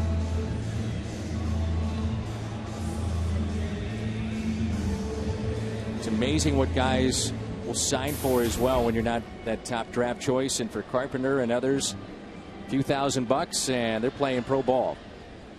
Well, if you're in the first 4 or 5 rounds, you act like, I might sign, I might not. Call me tomorrow, call me next week. You're in round 6 and below, you just say thank you very much, give me a plane ticket and much less money, and you know I want to sign. So it's interesting. The signability becomes a big factor in what round somebody's drafted in. They've always made a big deal out of the fact that Keith Hernandez, who does games for the Mets and of course had an outstanding career, was, I believe, a 42nd or 46th round draft choice. But that was only because of signability. It wasn't because he wasn't a good player. They just assumed he was not going to sign and go to college, and so they drafted him late, and he ended up signing. The most famous example of that, and it's his birthday today, Mike Piazza. And the only reason he was drafted by the Dodgers was a favor to his godfather, Tommy Lasorda. You wonder if, nice favor. Yeah, you wonder if scouting directors too once you get in those later rounds, take a hard look at guys like a Matt Carpenter. And you bring it up because of his family's background in baseball. His dad has won a national title, the high school ranks, a USA Today championship in Texas, multiple championships, and Matt himself, a 5-year college player, which is a rarity.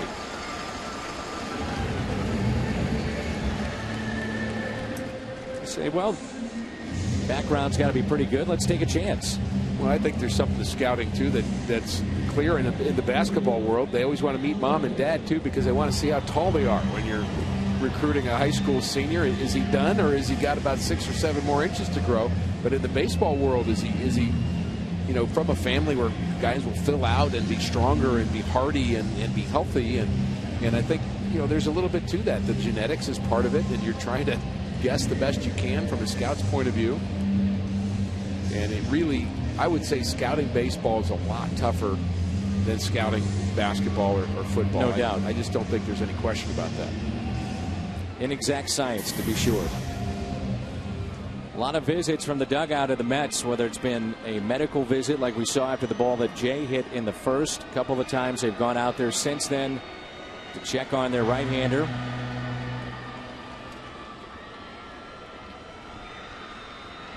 Cardinals about hit the Mets 6-5. They lead it 3-0. Runners at first and third. And here is Holliday, who is 0 for 2.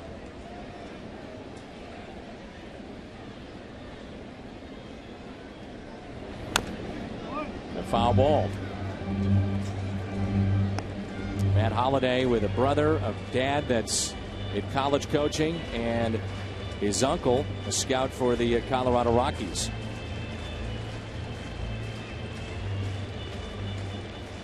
But nobody has the baseball family thing down like the Mets right fielder Scott Hairston. Good point. 3 generations. His grandfather Sam played in the Negro Leagues. His father played in the big leagues. His brother, his uncle.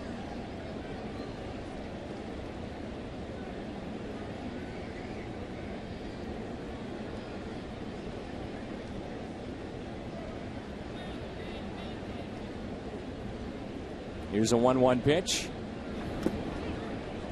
Back Scott Hairston's father, Jerry, who was a teammate of mine for the White Sox, played many years in the big leagues, but his father, Sam, was the first African American to play for the Chicago White Sox.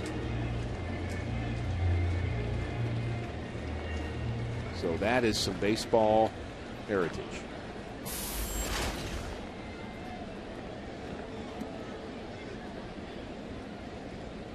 The 2-1 pitch. Out of play.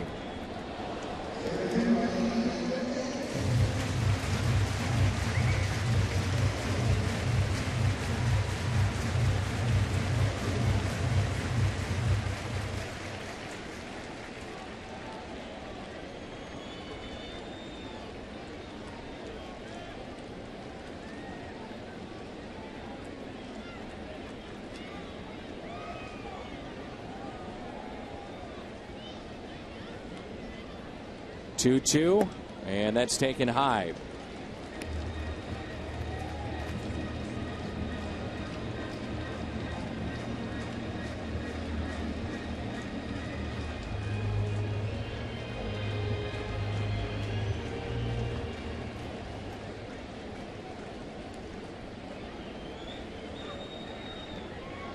Runner at first off with this pitch. That's Carpenter. The 3-2. And that's a strikeout of Holliday, and he can't believe it.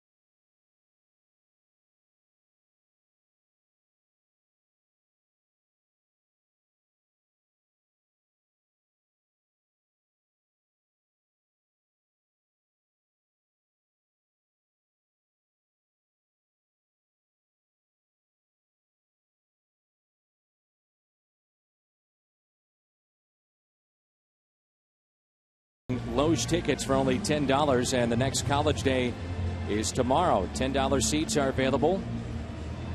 Cards and Mets. Get your $10 tickets at cardinals.com/college.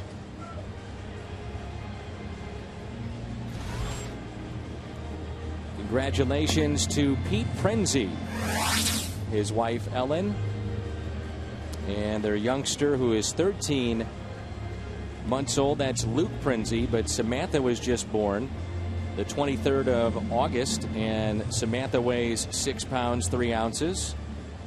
Mom, Dad, Luke, everybody doing well, so congratulations to Pete and Ellen Prenzy. Pete has been with us for a number of years. Good guy, and congratulations to Pete and his wife. So 2 kids, 13 months. Get some sleep. You'll need it. And good luck.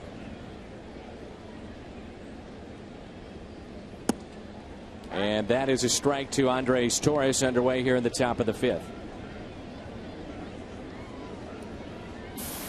Baltimore is a game back of New York. And the Yankees currently are losing. The Orioles winning, and who would ever imagine that on September 5th of this season the Yankees and Orioles would be tied potentially tomorrow. And you look at the Orioles lineup and you still can't quite figure out how they're doing it. Very good closer. Yes. Tampa Bay in the thick of things as well, 2.5 games out. Nightmare of a season for the Boston Red Sox, 15 back, and then Toronto 16 out. Have to wonder about the future of Bobby Valentine after this season. As Torres hits it in the air to shallow right, and coming on to make the catch, Alan Craig.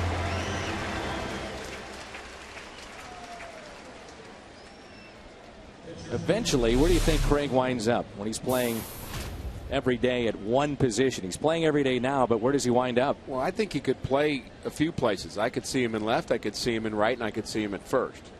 And it may depend on the development of Matt Adams where he plays.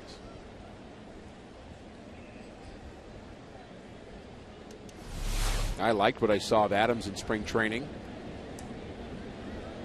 We did see him called up this year, and Adams had his season cut short. He had elbow surgery.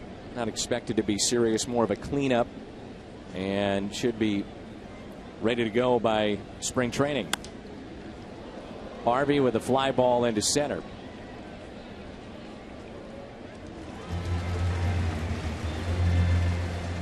Well, Jaime Garcia looks a lot better here tonight. Sharp, aggressive, but we've come to expect that when Jaime is pitching here at Busch Stadium. Always pitches well here. He's more comfortable here. He has 5 strikeouts tonight and really hasn't been in much trouble at all. A couple of hits in the 4th inning. Got a double play ball in the 3rd, but really just been getting a lot of ground balls. A couple pop-ups this inning.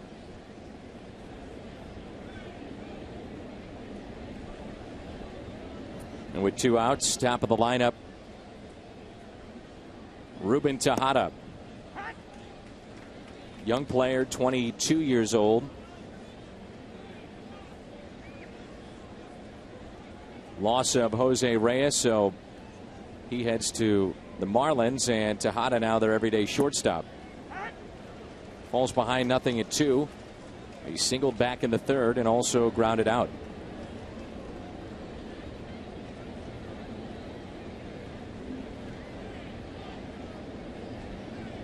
Played in 96 games last year and had a very good on-base percentage, near 400. Breaks his bat. Couple of hops to Schumacher, makes the play. And it's a 1-2-3 inning for Jaime Garcia. Craig, Molina, Freeze due up.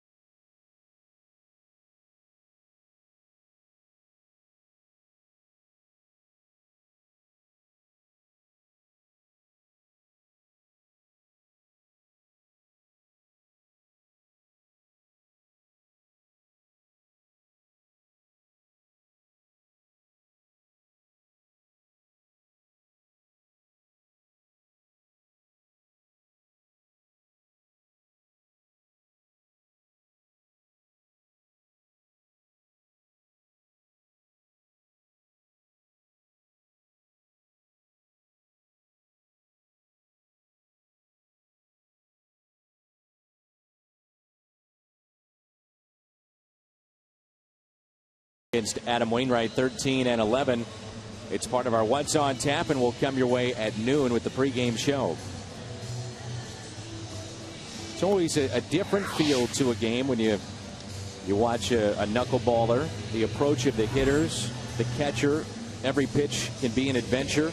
And for the pitcher, trying to control the knuckleball. It's dancing all over the place, and they say Dickey's is one of the best ever.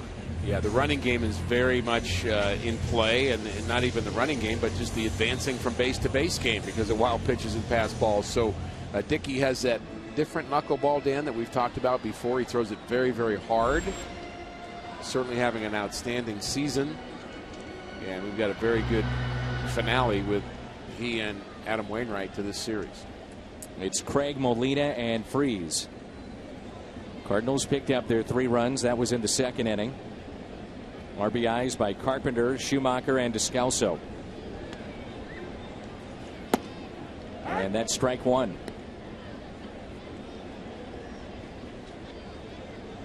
Slider has improved as the game has worn on.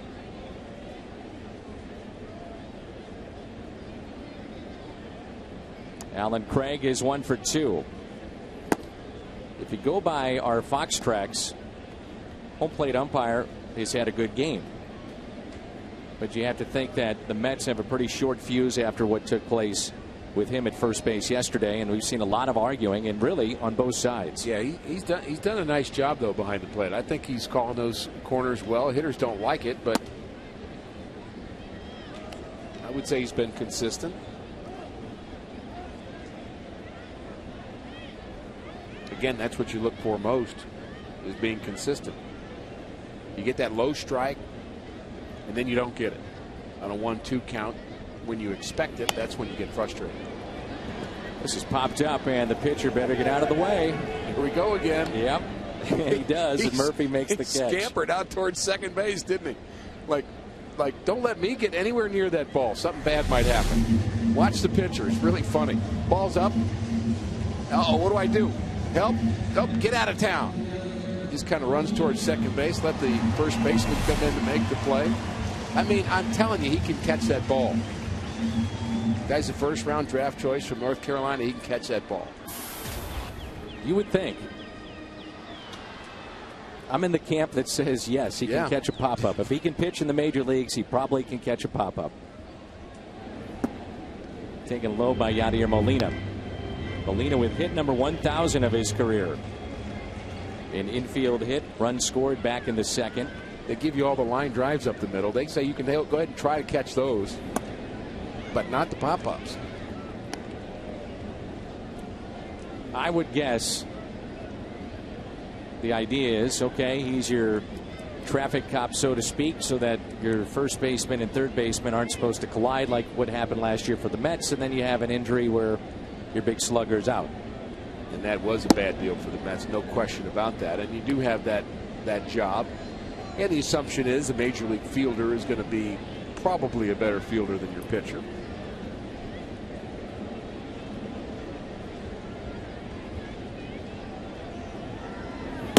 And that is ball 4.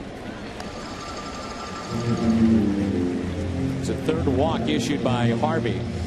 He had 2 last inning. Third overall. Big Cardinal fan, Sky Washburn, resting comfortably tonight and enjoying Cardinal baseball. Nice note from Sky, and she says that David Freese is her favorite player.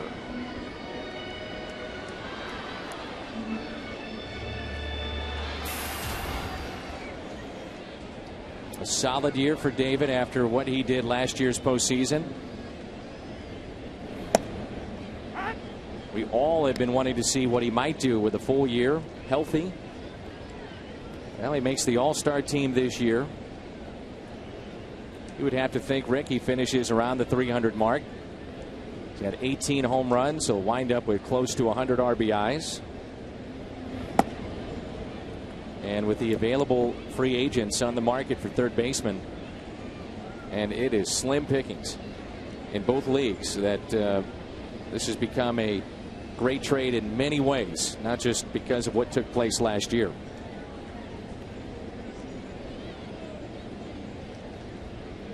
A 1-1 pitch.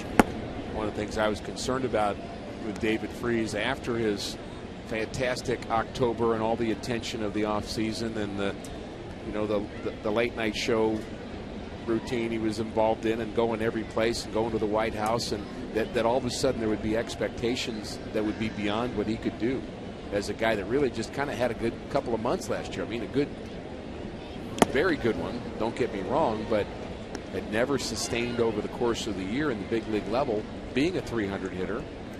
But he sure has proved that he became that guy in October, and he hasn't looked back.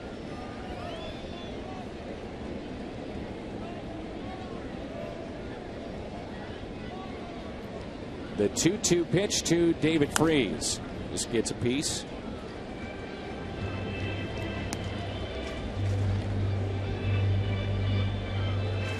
Dan Hyatt put together that feature that many of you saw right before our first pitch on teams that were down to their final strike and final outs in World Series play. And thanks to David, a couple of times, Cardinals win Game 6, advance to Game 7, rest is history.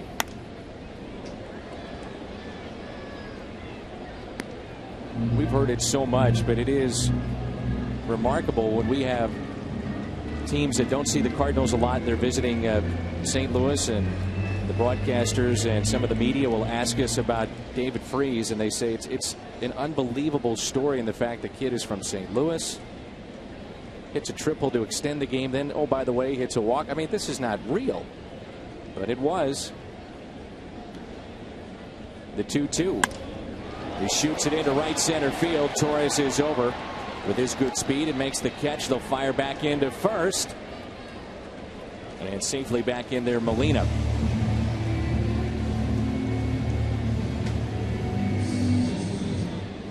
Brings in Skip Schumacher, who is 1 for 2 with an RBI single.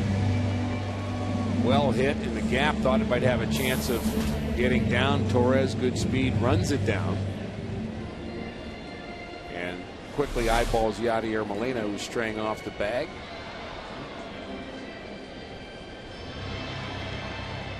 We haven't seen one of those Molina delayed steals in a while.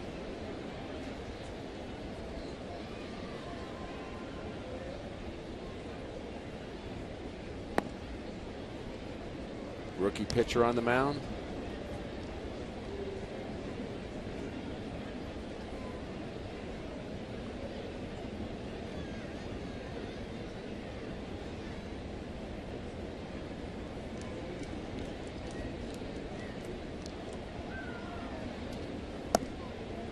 There's that changeup, 1 ball and 1 strike. Started to throw that a little more as well.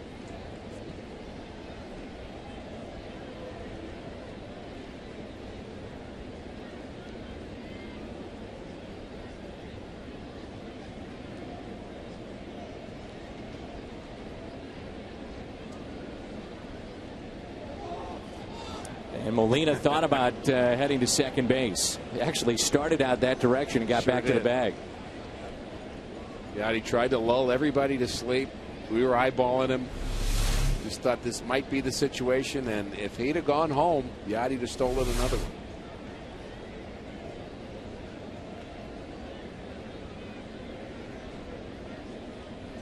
The 1-1 is hit to the right side. Cardinals will strand a runner. They have left 7 on tonight. We head to the 6th. St. Louis on top by 3.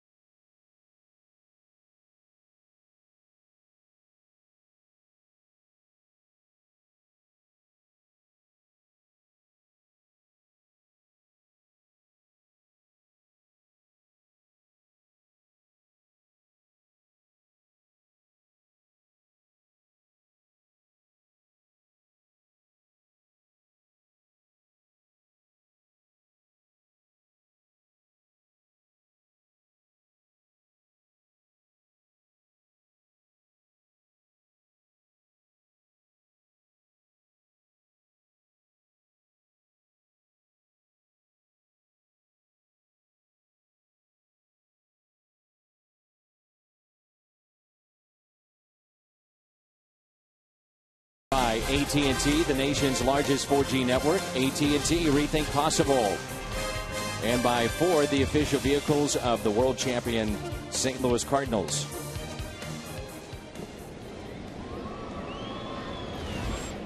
In St. Louis on a beautiful night.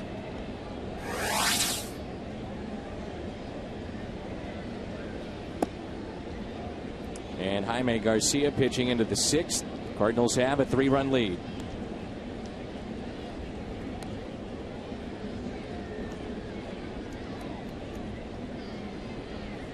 Mets were also prominently featured on the piece that we ran right before our first pitch. Mets trailing in 1986, 5-3 in the 10th inning, and then eventually came around to win that game. Bill Buckner. Ball that scooted through his legs. Game 7, the Mets would win. And history was changed forever. Here's a 1-0 pitch. 1 ball, 1 strike on Ronnie Cedeno. You played in that era. Did you know Buckner very well? Did not know Buckner. I knew Mookie Wilson pretty well, who hit that ball, and a number of the Mets players. And, you know, you can't help but to feel for Bill Buckner. I do know that he was an outstanding hitter and saw him hit enough. Close to 3,000 hits. To recognize, yeah, one of the game's really top hitters at the time. And so history's not been very kind to him, but you should look at his career pretty positively. And you might say that the mistake was leaving him in there to play first base defensively.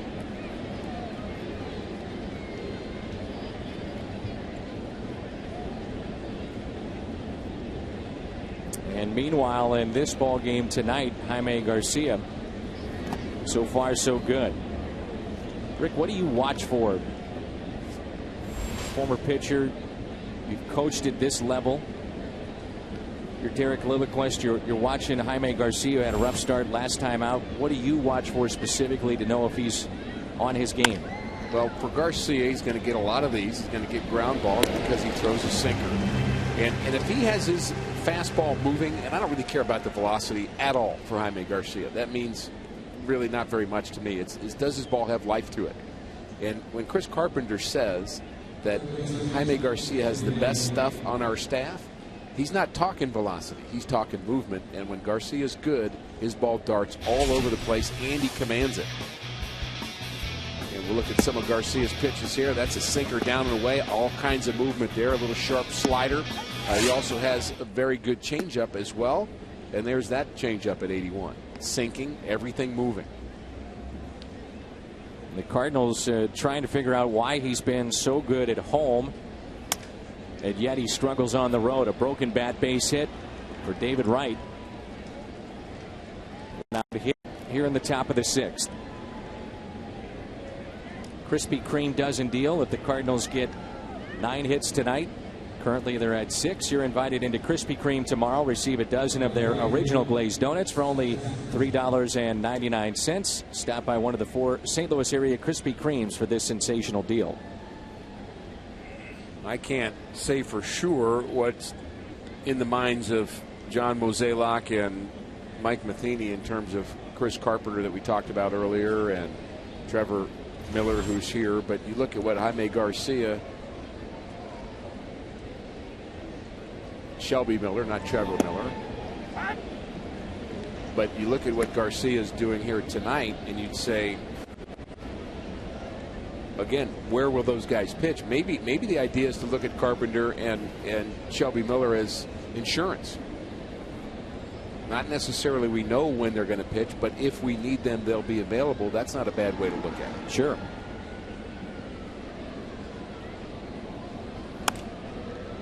This is popped up. Long way to go for Craig, and it is a fair ball that drops in fair. And Wright had to stop at second base. Not sure if that was going to drop in. And had to be careful, so in case it was caught, potential double play. And here's what Wright had to go through.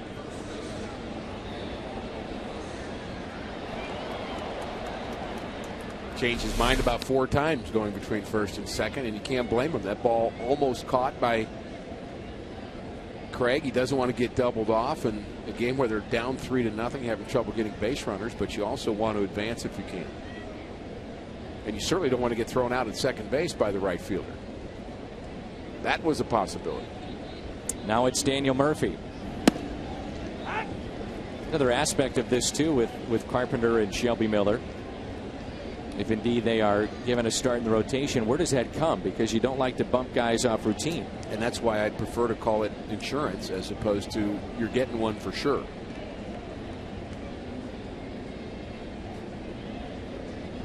Cardinals have turned a double play tonight, and the 0-1. I want Kyle Loesch to start. I want Jake Westbrook to start. I want Jaime Garcia to start. I want Joe Kelly and Adam Wainwright. So unless you're talking about going to 7 starters.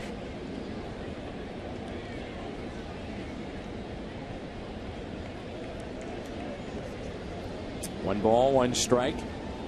Murphy is 1 for 2 with a ground out to short and also single. Down and away.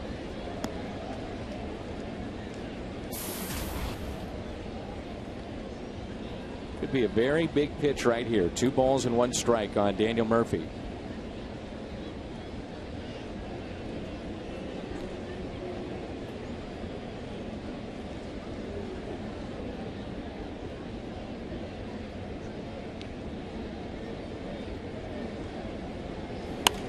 And it's a double play ball. Out at second.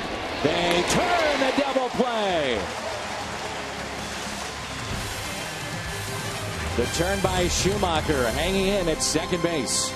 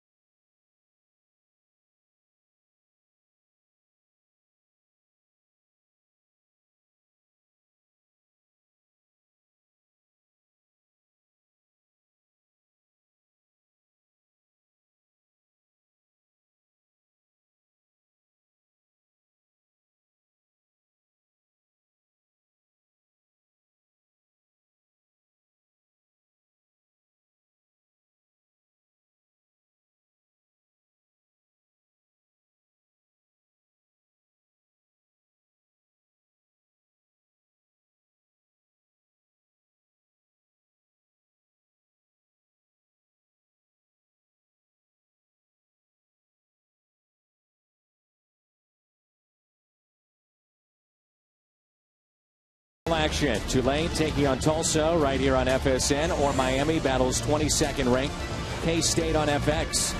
Then Rice takes on Kansas here on FSN, and 12th ranked Wisconsin heads to Oregon State on FX. Coverage of college football continues Saturday on FSN and FX. That'll be it for the starter Harvey, and Terry Collins. Rick going to his bullpen with another lefty. He has 3 left-handers down in the bullpen. We saw 2 of them yesterday, both hard throwers, but the third lefty is Justin Hampson, just recalled today from the minor leagues. There's his numbers on the season. He's been in just 3 games. And we're going to see more of that as September rolls on. More teams with more guys in the bullpen, and we talked about it some yesterday. A lot more double switches. Expect the games to be longer. Expect there to be many, many more managerial decisions, and people will think Tony La Russa is back in town. I feel like Christmas morning, I think, every September 1st for Tony. More pitchers. You got it. So the line on Harvey, 92 pitches, 5 innings. Gives up 3 runs, 6 hits. Walked 4, struck out 4. And an 0-1 pitch to Descalso. Ground ball right side and a base hit. I would assume they would give him a base hit. Tough chance there for Daniel Murphy. It is a base hit, and 3rd time that Daniel's been on. To his backhand, not able to flag it down, and Descalso making the most of his opportunities. And we're going to see him in the lineup quite a bit. Same lineup today for Mike Matheny that he used yesterday, that ended up in a Cardinal winner, and maybe they're getting solidified a bit in terms of who the starting 9 are, although we do expect to see Carlos Beltran perhaps tomorrow. Garcia again showing bunt. He is sacrificed already tonight. Clint Hurdle, when we saw him on the road trip, Rick, mentioned expanding rosters, and in his mind it's too much. He was saying that especially in a National League game that he thinks you have to cap it at some type of number, whether it's 30 or 31, 32, even 28 or 29. But he feels it's just too much of an advantage for either side, especially late in games with mixing and matching. Well, and you've got teams that are bringing up players, and we've talked about it, for different reasons. You've got a team competitively bringing up players to help them win, and you've got another team bringing up the whole crowd because they're 20 games out and they want to look at their minor league players. And again, it just doesn't really make sense to not have a cap on it. I like that idea. I think you pick a certain number and say what it is, and that's it. I know teams like to reward guys that had good years, but if you're just using it as your instructional league, for goodness sakes, if you're the Houston Astros, let's say. And most around baseball are very frustrated with what's happened, because that could change the complexion of the race. Cardinals have 3 more games with them. Exactly.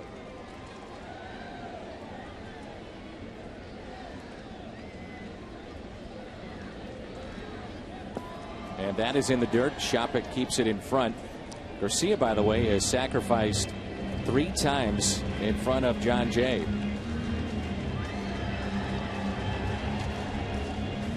Excuse me, the Cardinals have 6 remaining with Houston.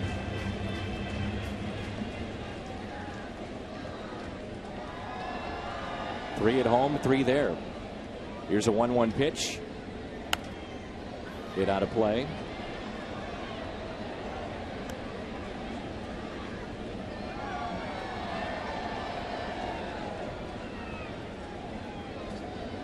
John Jay has singled, hit by a pitch, and also grounded out. Houston moving to the American League West next year. Runner goes, and a throw down to third. Nice play by Wright. Make sure that didn't go into left field. That saves a run. It's a stolen base. And how about Descalso stealing the base with a left-handed bat at the plate? Much easier throw for Shoppach. High throw to the infield side, but the good jump by Descalso, and really good situation to do that in, too. Try to get the third with 1 out. Now they've got to bring the infield in. Jay bounces it towards second. No play at home plate. And John Jay drives in the run to make it a 4-0 lead for St. Louis. Way to go, Daniel Descalso.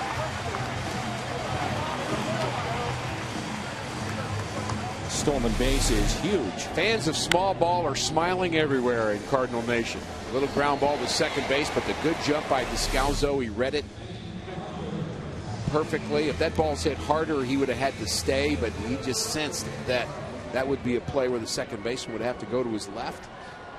Outstanding instincts for Daniel Descalso. Here is Matt Carpenter. A 4-run lead for the Cardinals with 2 outs here in the home half of the 6th. Carpenter does have a sac fly RBI back in the 2nd. 39th ribby. He has walked and also struck out back in the first.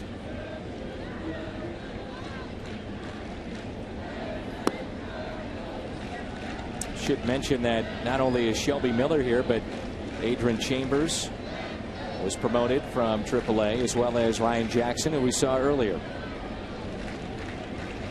Chambers led Memphis in hitting, and Ryan Jackson had the second most hits.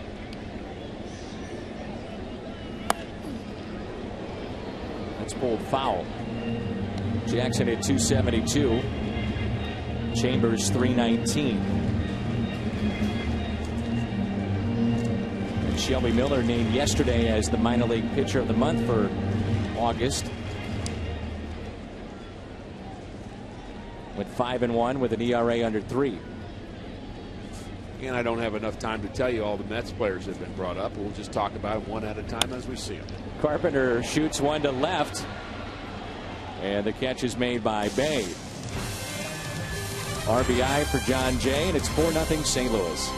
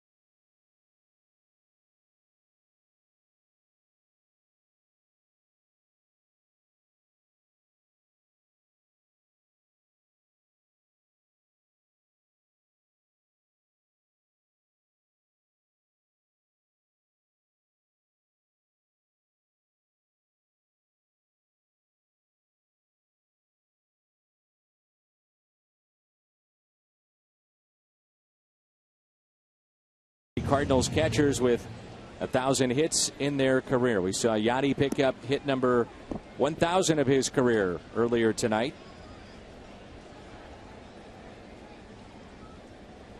The answer is Simmons, Torre, and McCarver. Ted Simmons, living in St. Louis, still involved in the game of baseball. He was at the ballpark earlier tonight. Know about Tim McCarver? He just went into the Hall of Fame. And Jaime Garcia has had a couple of double plays turned behind him, started by David Freese on really not easy balls to handle. A couple of those have been sharp, and then also give credit to Schumacher on the turn. Interesting, as you noted during the timeout, as we went to break, it was Lance Lynn getting loose in the bullpen last inning. And a bit of a surprise, perhaps. A lot of right-handers down there. Victor Marte has rejoined the club. To add one more body out there, but Mike Matheny said before the game he'd like to use Shelby Miller today. I'm not sure what that situation might be, or whether that was just kind of a vague hope as opposed to a specific plan. We saw in Tony La Russa's tenure that if you were called up and making your debut, a lot of times you would put a position player in there to start the game. Just get the nerves out of the way, let them play, get that whole issue done with, and then concentrate on playing the game. Whitey Herzog was the same way, and a lot of managers that you see around baseball will do the same thing. I think the idea is they're just going to get more and more nervous the more they watch. And so you let them play a game or two and then let them sit for a while and soak it in. Kelly Shoppach is at the plate. 3 balls and no strikes. Boy, he's taking his time between pitches. Maybe trying to disrupt the rhythm that Garcia has been in tonight. 3-1. Would not be a bad approach to take against Jaime Garcia. Right before he got into the box, he stepped out, adjusted his jersey, knocked his cleats a couple of times. A 3-1 pitch. And it's a fly ball into right center. Well hit. John Jay with room makes the catch.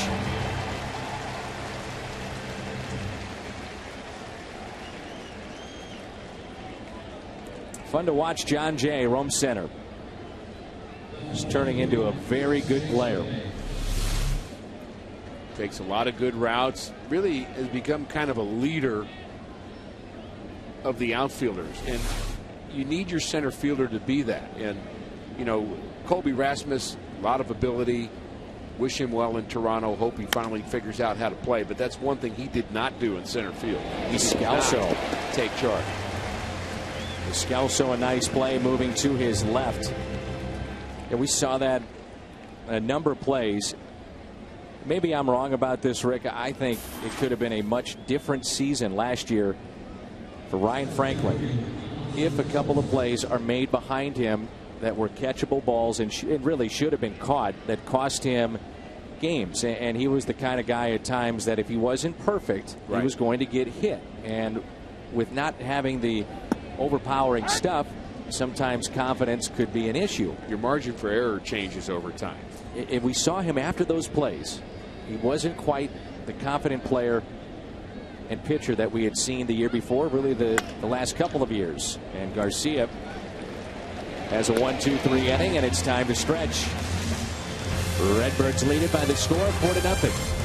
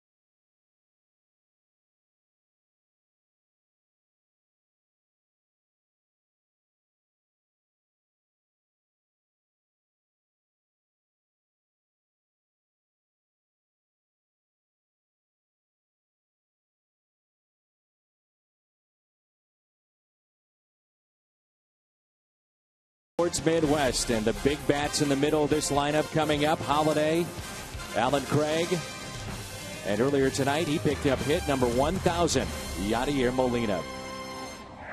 Hoping that things get a little more serious tonight, because if it happens, Card scores 6.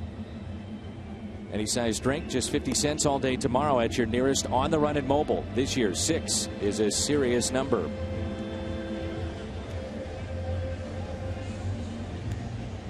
Holliday is over 3. Craig with a base hit back in the 3rd, left stranded. And Molina on base twice with a single, run scored, and a walk.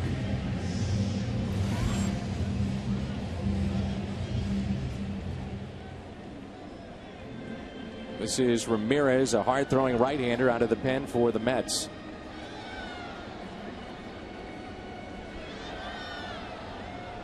Ramon Ramirez. Former Rocky has also spent time in the American League. And the first pitch is taken low.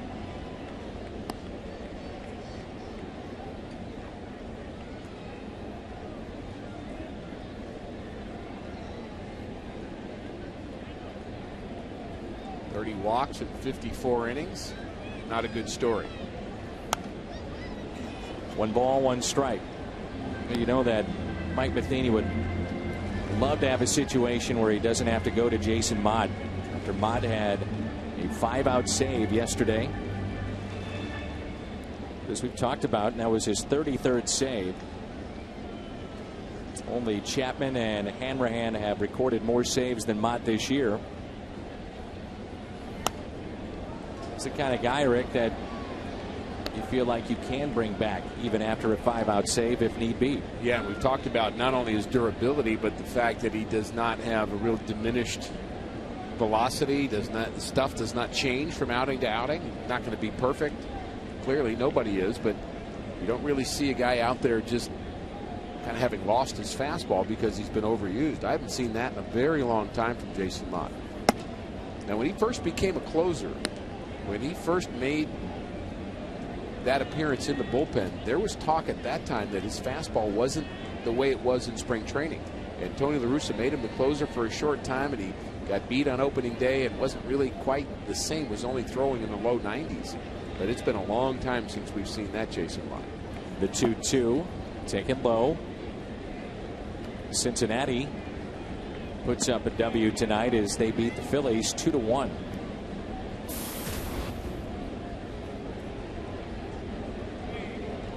Pittsburgh 6-run lead on Houston. The bottom of the 6th. And the Rockies over Atlanta right now 6-0. That's in the bottom of the 9th. So if the Cardinals can hold on, they would be 2 back of the Atlanta Braves.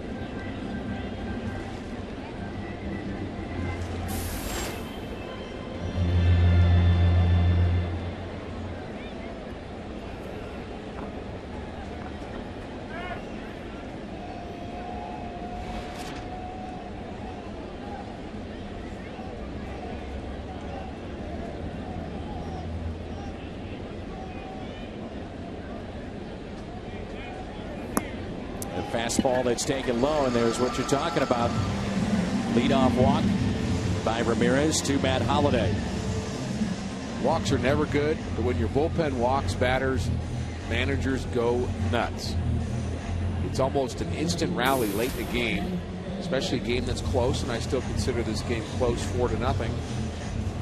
Cardinals had a 4-0 lead against New York that evaporated in the 7th and 8th inning of game 1 when the Mets scored a couple of runs in each inning. So it's not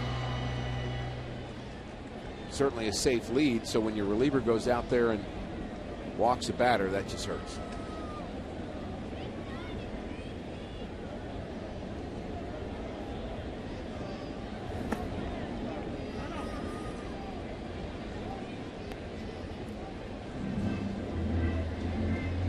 Milwaukee over Miami 8-4. That's now a final. San Diego just underway against Los Angeles in the top of the 2nd. 1-0 as the Shredder was back to work. Yeah, the ball game yesterday. Nick Punto, a.k.a. the Shredder, attacked A.J. Ellis after his 11th inning single, gave the Dodgers a 4-3 win over the Padres. Checking on Matt Holliday now. They're going to take him out of the game. Wow. I think he's limping a little bit too, doesn't it?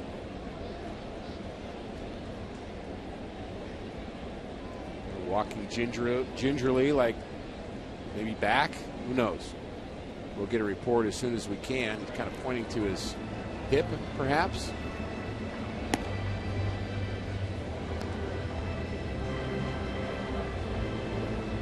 So Chambers just recalled, and he will be the runner for St. Louis. Take over in left, we would assume.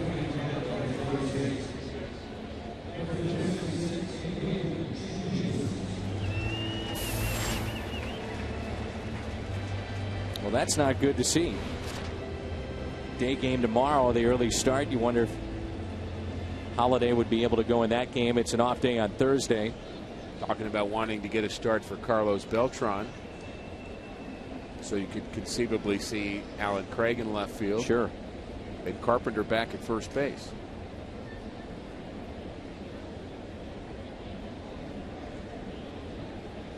Way ahead of ourselves, of course, but it does give you some options, and you have to think about that right now if you're Mike Matheny, that's for sure. Out of play off the bat of Alan Craig. Take a look here at Holliday. Draws the walk, and see if we see anything here. Ooh, right about there. He grimaces a little bit and holding his side.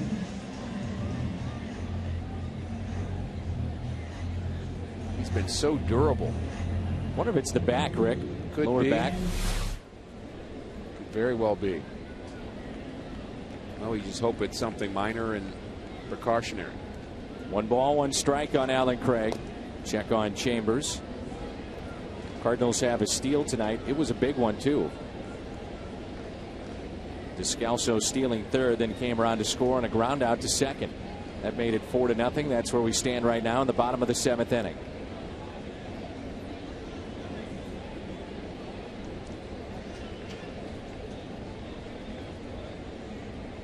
The 1-1.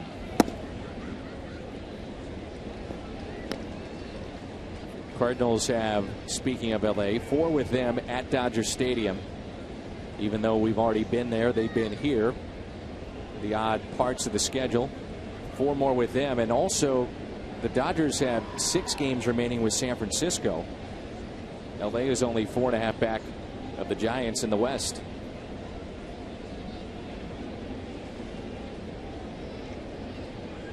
The 2-1 pitch. And Craig shoots it to center. Chambers back to first, 1 away.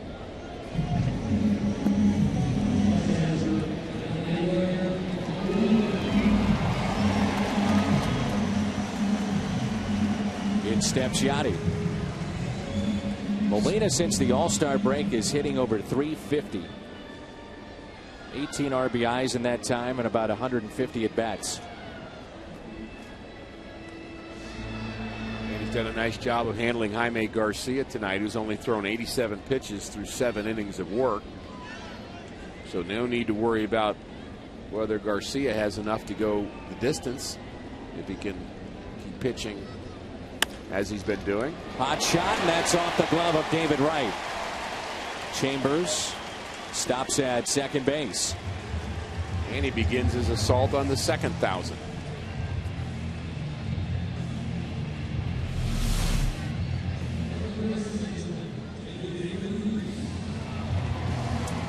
Never forget Rick talking with Whitey Herzog last year, and he said, and this is about the time the team around the All-Star break, you'd have to say, was underperforming.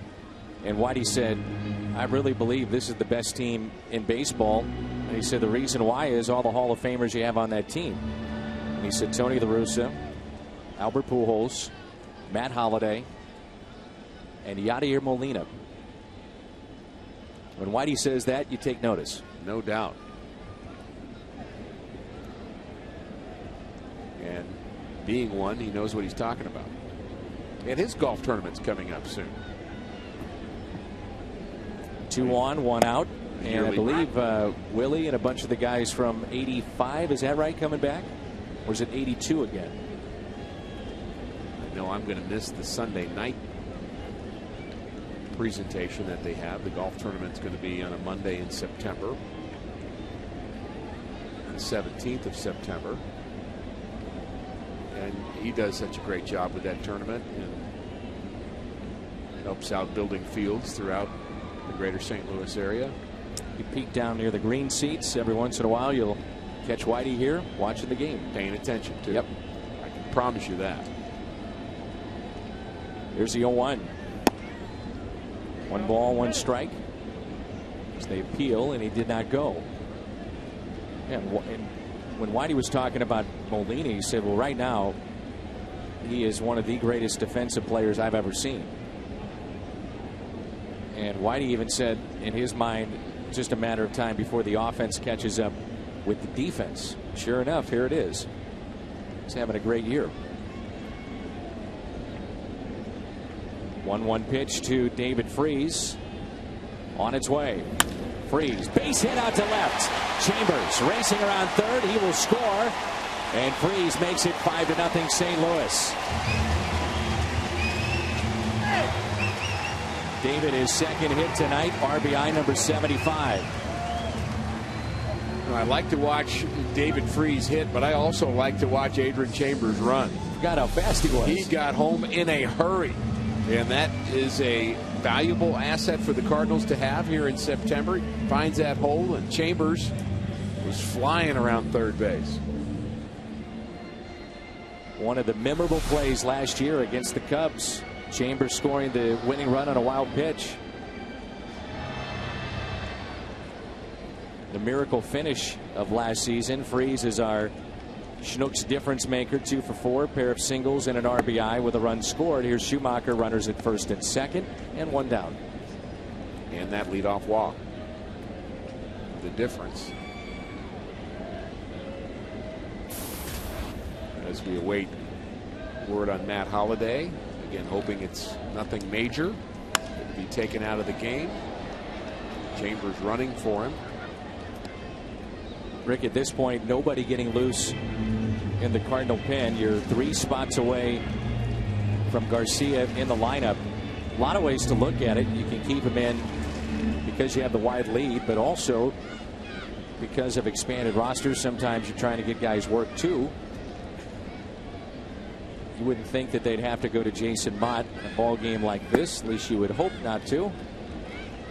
Did 5 out save yesterday. And this is where you have to be careful not to get caught in saying, well, we've got those guys out there, so let's use them. I mean, if Garcia's rolling along, I mean, you got to win the game first.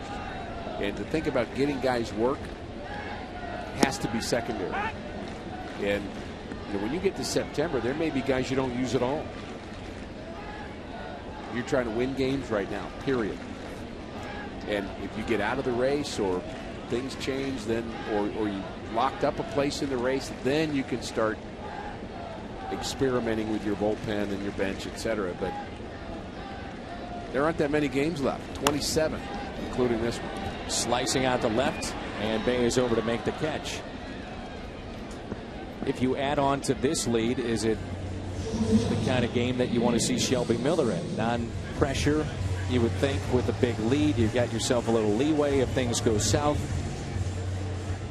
Is this the kind of game you want to get him in? As Descalso will hit with 2 outs and 2 on. Well, I'm probably the wrong one to ask because I want to see Shelby Miller next April.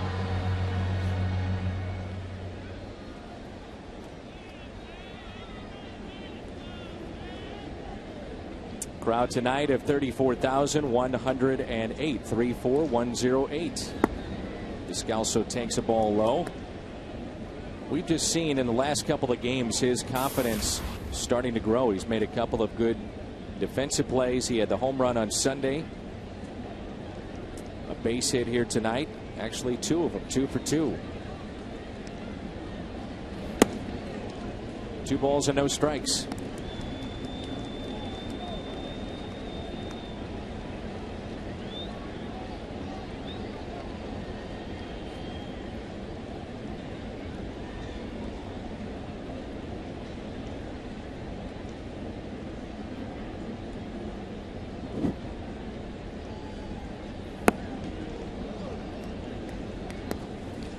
Two and one.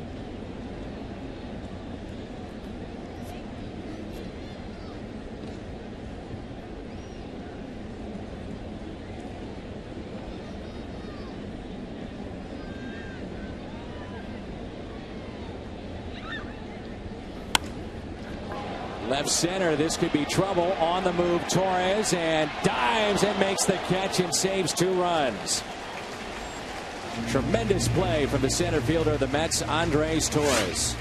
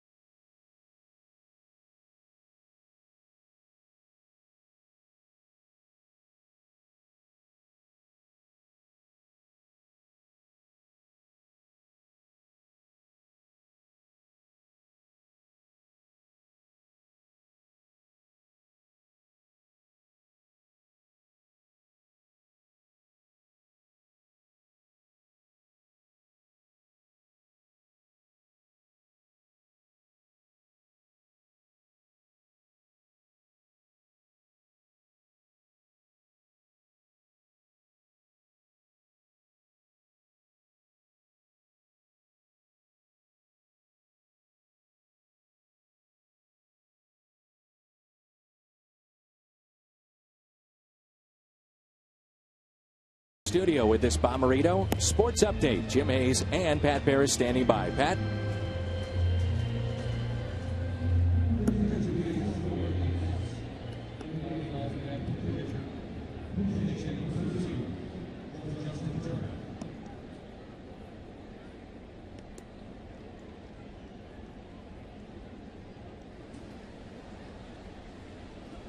All right, Pat, thanks. So a big loss for the Atlanta Braves, and you wonder in the back of their minds, is their September collapse of last year? Well, you'd think that the Braves and the Pirates are both remembering what happened last year. The Pirates also not playing very well. Atlanta last year, their slide was all about their young pitchers at the back end of their bullpen not pitching well anymore, and the offense completely disappearing. I mean, completely in the month of September. And I don't expect Atlanta to let that happen again, but we'll see.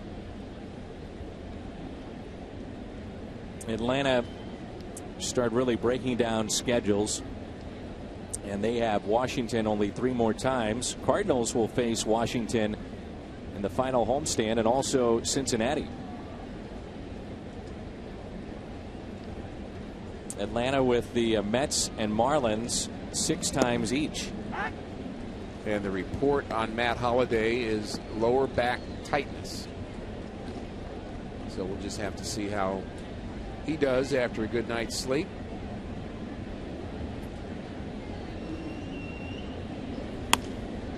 This is Turner with a base hit into center.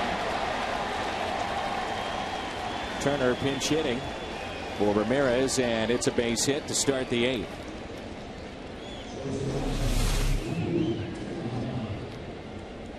Good effort by John Jay. He traps his ball, but he does keep it in front of him. Appreciate that effort. Speaking of the Marlins, Ozzie Guillen saying about tomorrow's starter R.A. Dickey. Last time Dickey pitched, beat the Marlins. He's 4-0 against the Marlins this year, and he says, well, when he accepts the Cy Young, he can also thank the Miami Marlins and my ball club. Ozzie saying it's foregone conclusion that R.A. Dickey is going to win the Cy Young. And they've helped him. Tejada takes a strike. Cardinals have turned 2 double plays tonight. Pitch count at 90 for Garcia. And he will be due up first for the Redbirds, looking ahead to the bottom of the 8th.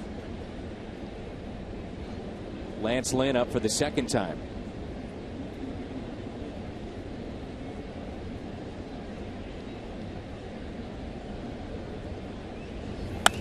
And that's a base hit into right.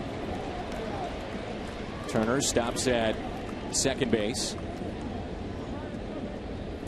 And you would think, Rick, if you're going to get Lance Lynn up for the 2nd time, he's coming in this game. Would you agree? Well, you wouldn't want to get somebody up 3 times. Not the way they use relief pitchers now. That would have been something more of the past. They're very careful about getting pitchers up for specific hitters now. Eric Lilliquist now on the phone with Dyer Miller, clarifying when they're going to want to use him and what batter to be ready for. And you'd have to assume that that batter would be David Wright.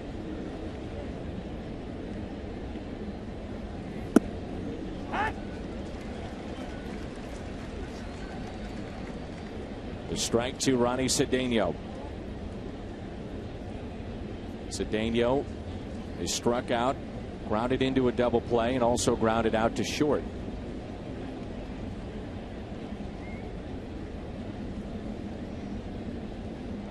Here's the 0-1. You have to be careful when you're managing a bullpen, and even my knee-jerk reaction would be, I want to see Mujica because he's just been red hot.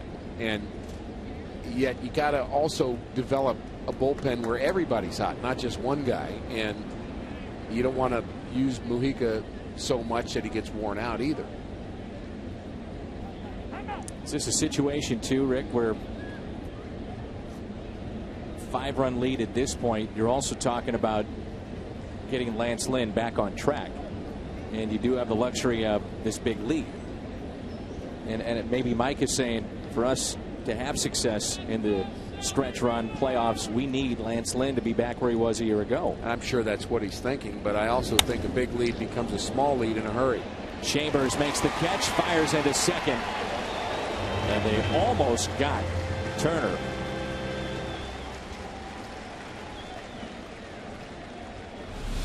Chambers filling in now for Matt Holliday. Good strong throw. Schumacher wasn't even on the bag. So first and second with one down. I had that same sense watching that live that maybe a stretch there by Skip, and that's a double play.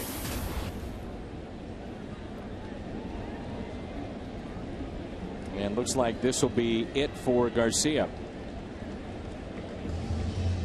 With David Wright due up. Lance Lynn coming in. Nice outing for Jaime.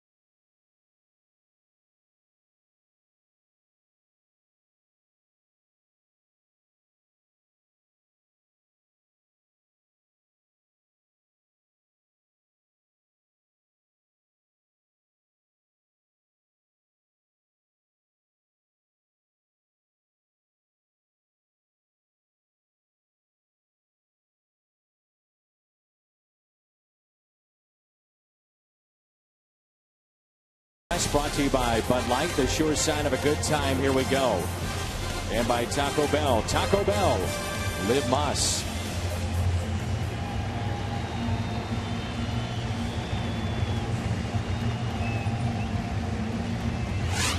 Moments ago, the reception for Jaime Garcia as he made it into the dugout. Turns things over to Lance Lynn. And even though it's a 5-run lead, I think we all know that this is a very important outing for Lance Lynn to get back on track. I don't think there's any question about that. He's averaged a strikeout an inning this year, but lately things have been very tough for Lance Lynn.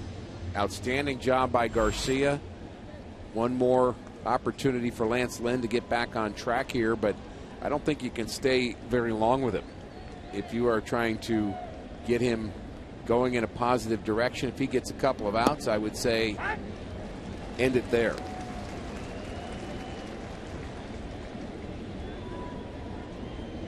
Comes into a dangerous spot with 2 runners on and David Wright at the plate. Wright with 2 hits. He also struck out, 2 for 3.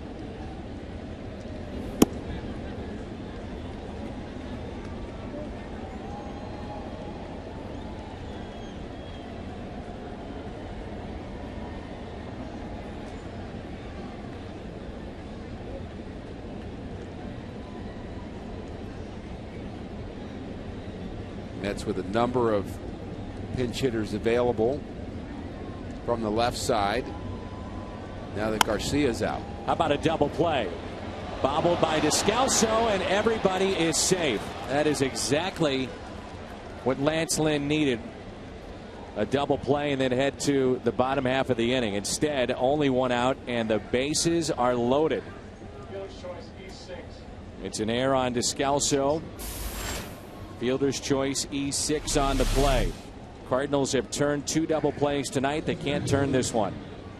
Tried to do everything just a little bit too fast, and he picked up Schumacher. He really caught the ball fine, but it was in the transition from glove to hand that he got messed up. He wasn't sure whether he wanted to shovel the ball or throw it overhand and got caught in between. And now Lance Lynn's going to have to do it again. Mike Baxter, the pinch hitter.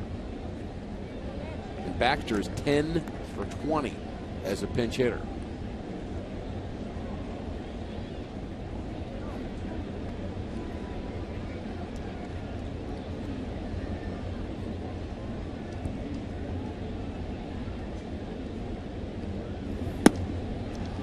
Fastball and a strike.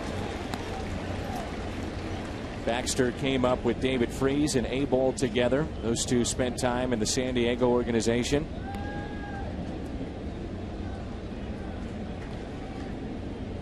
Finished his college playing career at Vanderbilt.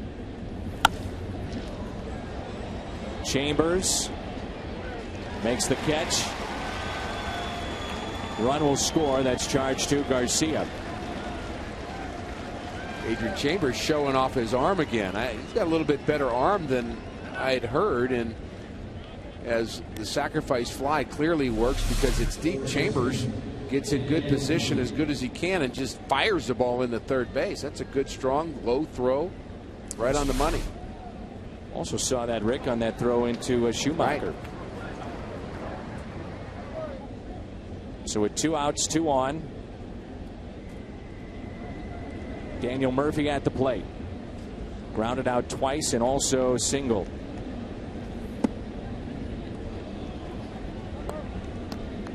That's what made Zepchinski so good down the stretch last year. Not only getting lefties in September, but when opposing teams would counter with the righty, he was able to get them too. Another chance for Chambers. He has to go back. It's well hit. And leaps and makes the catch up against the wall.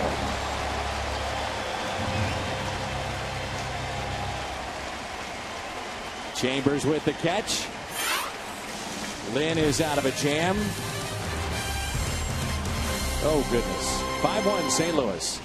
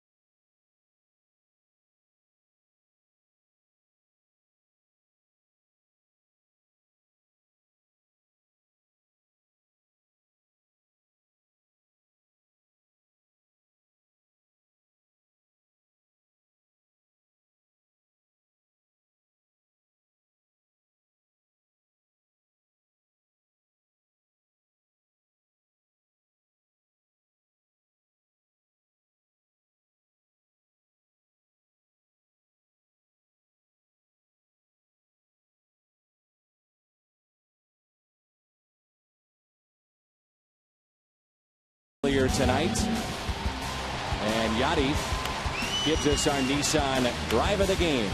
Career hit number 1,000.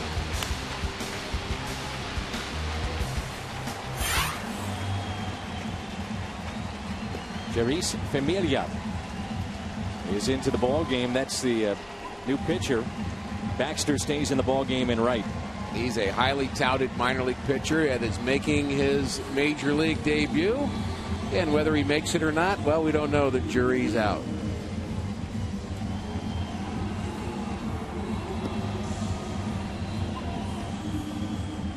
Lance Berkman will pinch hit for Lance Lynn.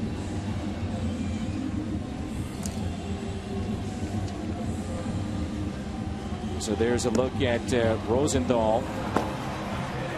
So what you were talking about earlier, Rick, Rosenthal's a guy that could have been perfect, ideal situation for him last inning. And Lynn, to his credit, got a double play ball. Yeah, he sure did, and really pitched well. He did what he was supposed to do, got the fly ball and got another out. So you can't really say anything negative about that. He should feel good about that. A building block for him, and it'd be nice to get Lance Berkman back on track a bit. And you wonder how his timing's going to be, Dan, not playing a lot. He was absolutely ripping the baseball in BP, which was only his 999th times 999 times session. I mean, he's done this a million times. No doubt.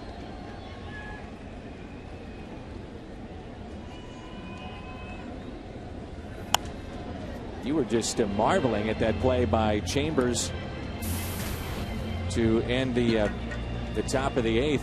We went to break, and you were raving about the effort of Chambers, especially at the end near the wall. 1 ball, 1 strike. And that's taken for strike 2.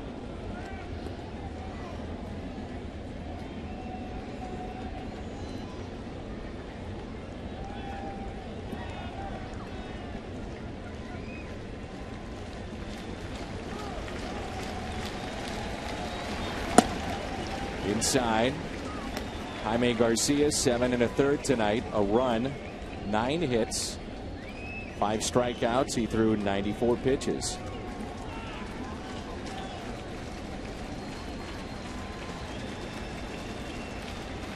Here's a 2-2. Berkman is wearing a protective guard on the front of his right leg near the knee. Running is the big issue right now for him. Well, we talked earlier about not counting out Chris Carpenter. I don't think you can count out Lance Berkman either, making a contribution in September. A little late on that fastball. And they're going to throw that baseball out. That's the way his career starts. Striking out Lance Berkman. Potential Hall of Famer. And no argument with this. Statistically, one of the great switch hitters baseball history. Clearly. Now it's John Jay. A couple of ground outs. He's been hit by a pitch. Also a single. And a strike.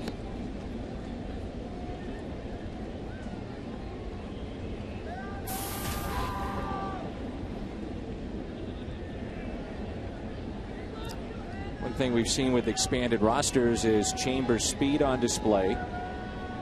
He scored on a base hit and showed off that speed rounding third. As Jay turns on that pitch for a base hit into right. But also, Rick, Chambers a couple of plays in left that weren't easy balls to catch. Now at this level, should they be caught? More than likely, yes. But also had his speed come into play on those 2 catches that he made. And I'm more impressed with his arm than the catches. The catches were okay, but the arm's even better. I just did not know he threw that well. And honestly, that's such an important weapon for outfielders, to be able to keep guys from taking extra bases, and he himself can take that extra base on the offensive side. And with Lance Berkman and some others that you're going to have to or want to pinch run for in September in a 2-1 game, that could be an important addition to this club in the pennant race. 1 out, runner at first, and Carpenter takes a ball. Again tomorrow on the air at noon with our pregame show, Game 3, Mets and Cards.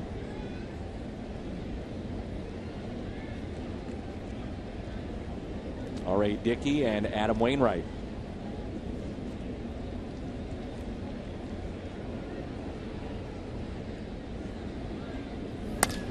Ground ball to the right side. Out at second. Out at first.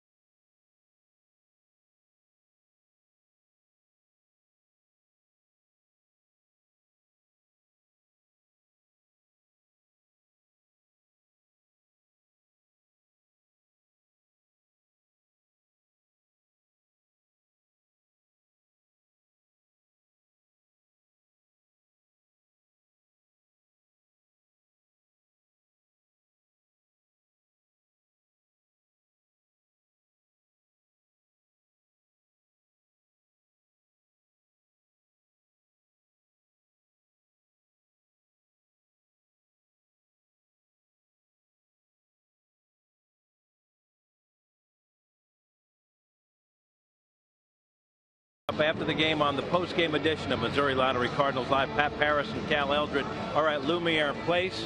Jaime and the sinker. Cal will break down Garcia's most effective pitch tonight. Chris Carpenter, another step toward a possible comeback, question mark. We'll have the latest on that, plus Mike Matheny's post-game thoughts. Trevor Rosenthal will do the pitching for the Cardinals.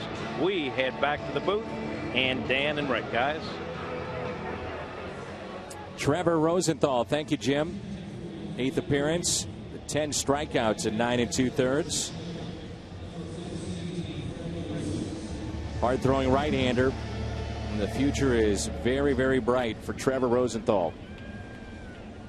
Has plus stuff, and I think he has handled himself very well at this level. I also want to let our Cardinal viewers know that for the next few days, our fantastic director, we think he's the best director in all of baseball, Tom Mee, is going to take a few days off. His daughter's wedding is this weekend, and we hope that goes very well. We know that it will, and we'll miss him, but we want to let him know we appreciate his hard work. Wonder if he'll blog about the wedding. I bet he will.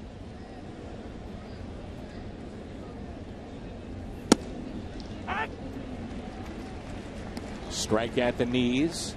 Blog is something that Tom will do after every telecast on his website. Little chopper, and Descalso has to be quick. He is.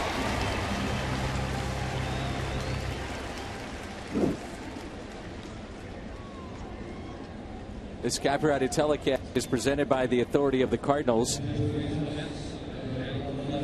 and may not be reproduced or retransmitted in any form, and the accounts and descriptions of this game may not be disseminated without the express written consent of the St. Louis Cardinals.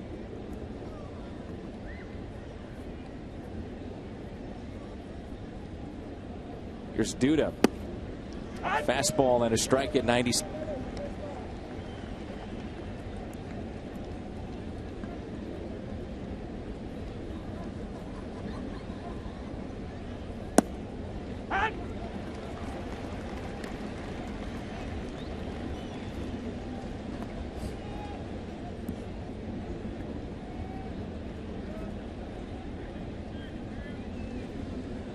Two.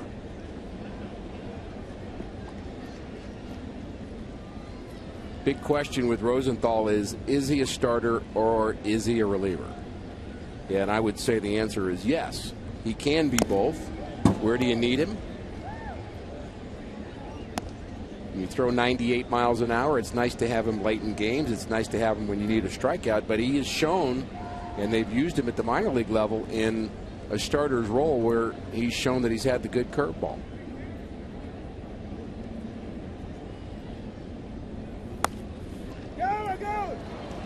Taking himself for out number 2.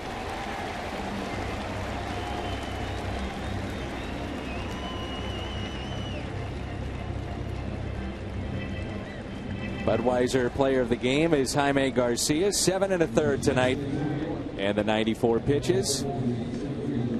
Chance to pick up the win.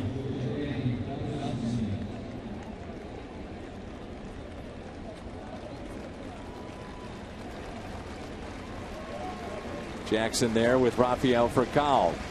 There's a good student-teacher conversation going on.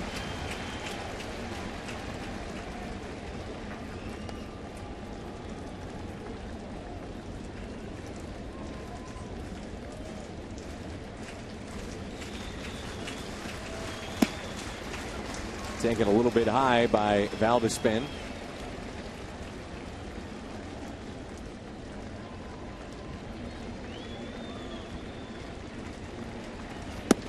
Cardinals continue to play well at home. We talked about how good they've been since the 1st of July road trip. A bit disappointing at 4-6, but so far so good against the Mets.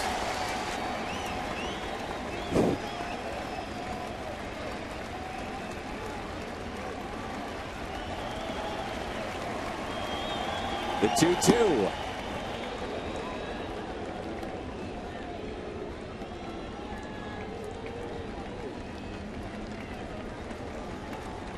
Them to end it right here. The 3-2 pitch. Ground ball. And we keep playing under the glove of the first baseman Carpenter down into the corner. It's an error on Carpenter, and I'm sure the fans are saying, why not go for the appeal at first and end this? I did not notice whether he touched first. I'm betting he did. You were telling me earlier that that's where I should be paying attention. Watch the guy running around the bag. But I didn't myself that time. And he did.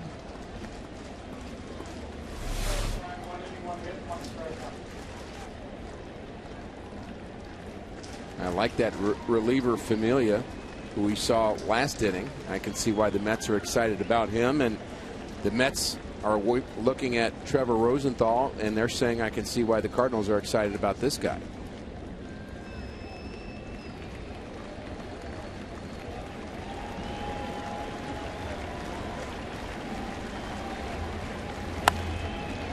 This should do it. It's popped up. Who wants it? It will be DESCALSO. He makes the catch. And that's how we ended. The Cardinals take game 2, 5-1. So St. Louis edging a little bit closer to Atlanta. LA is in action as we speak out west. And the Cardinals look for a sweep tomorrow. Yeah, I think Atlanta's a team you start thinking about right now. You're putting yourself some distance between yourself and Pittsburgh, and Cardinals are chasing Atlanta. Outstanding effort by Jaime Garcia here in game 2. Cardinals will send Wainwright tomorrow in game 3 on the air at noon. Stay with us. Missouri Lottery Cardinals Live. The postgame show comes your way next.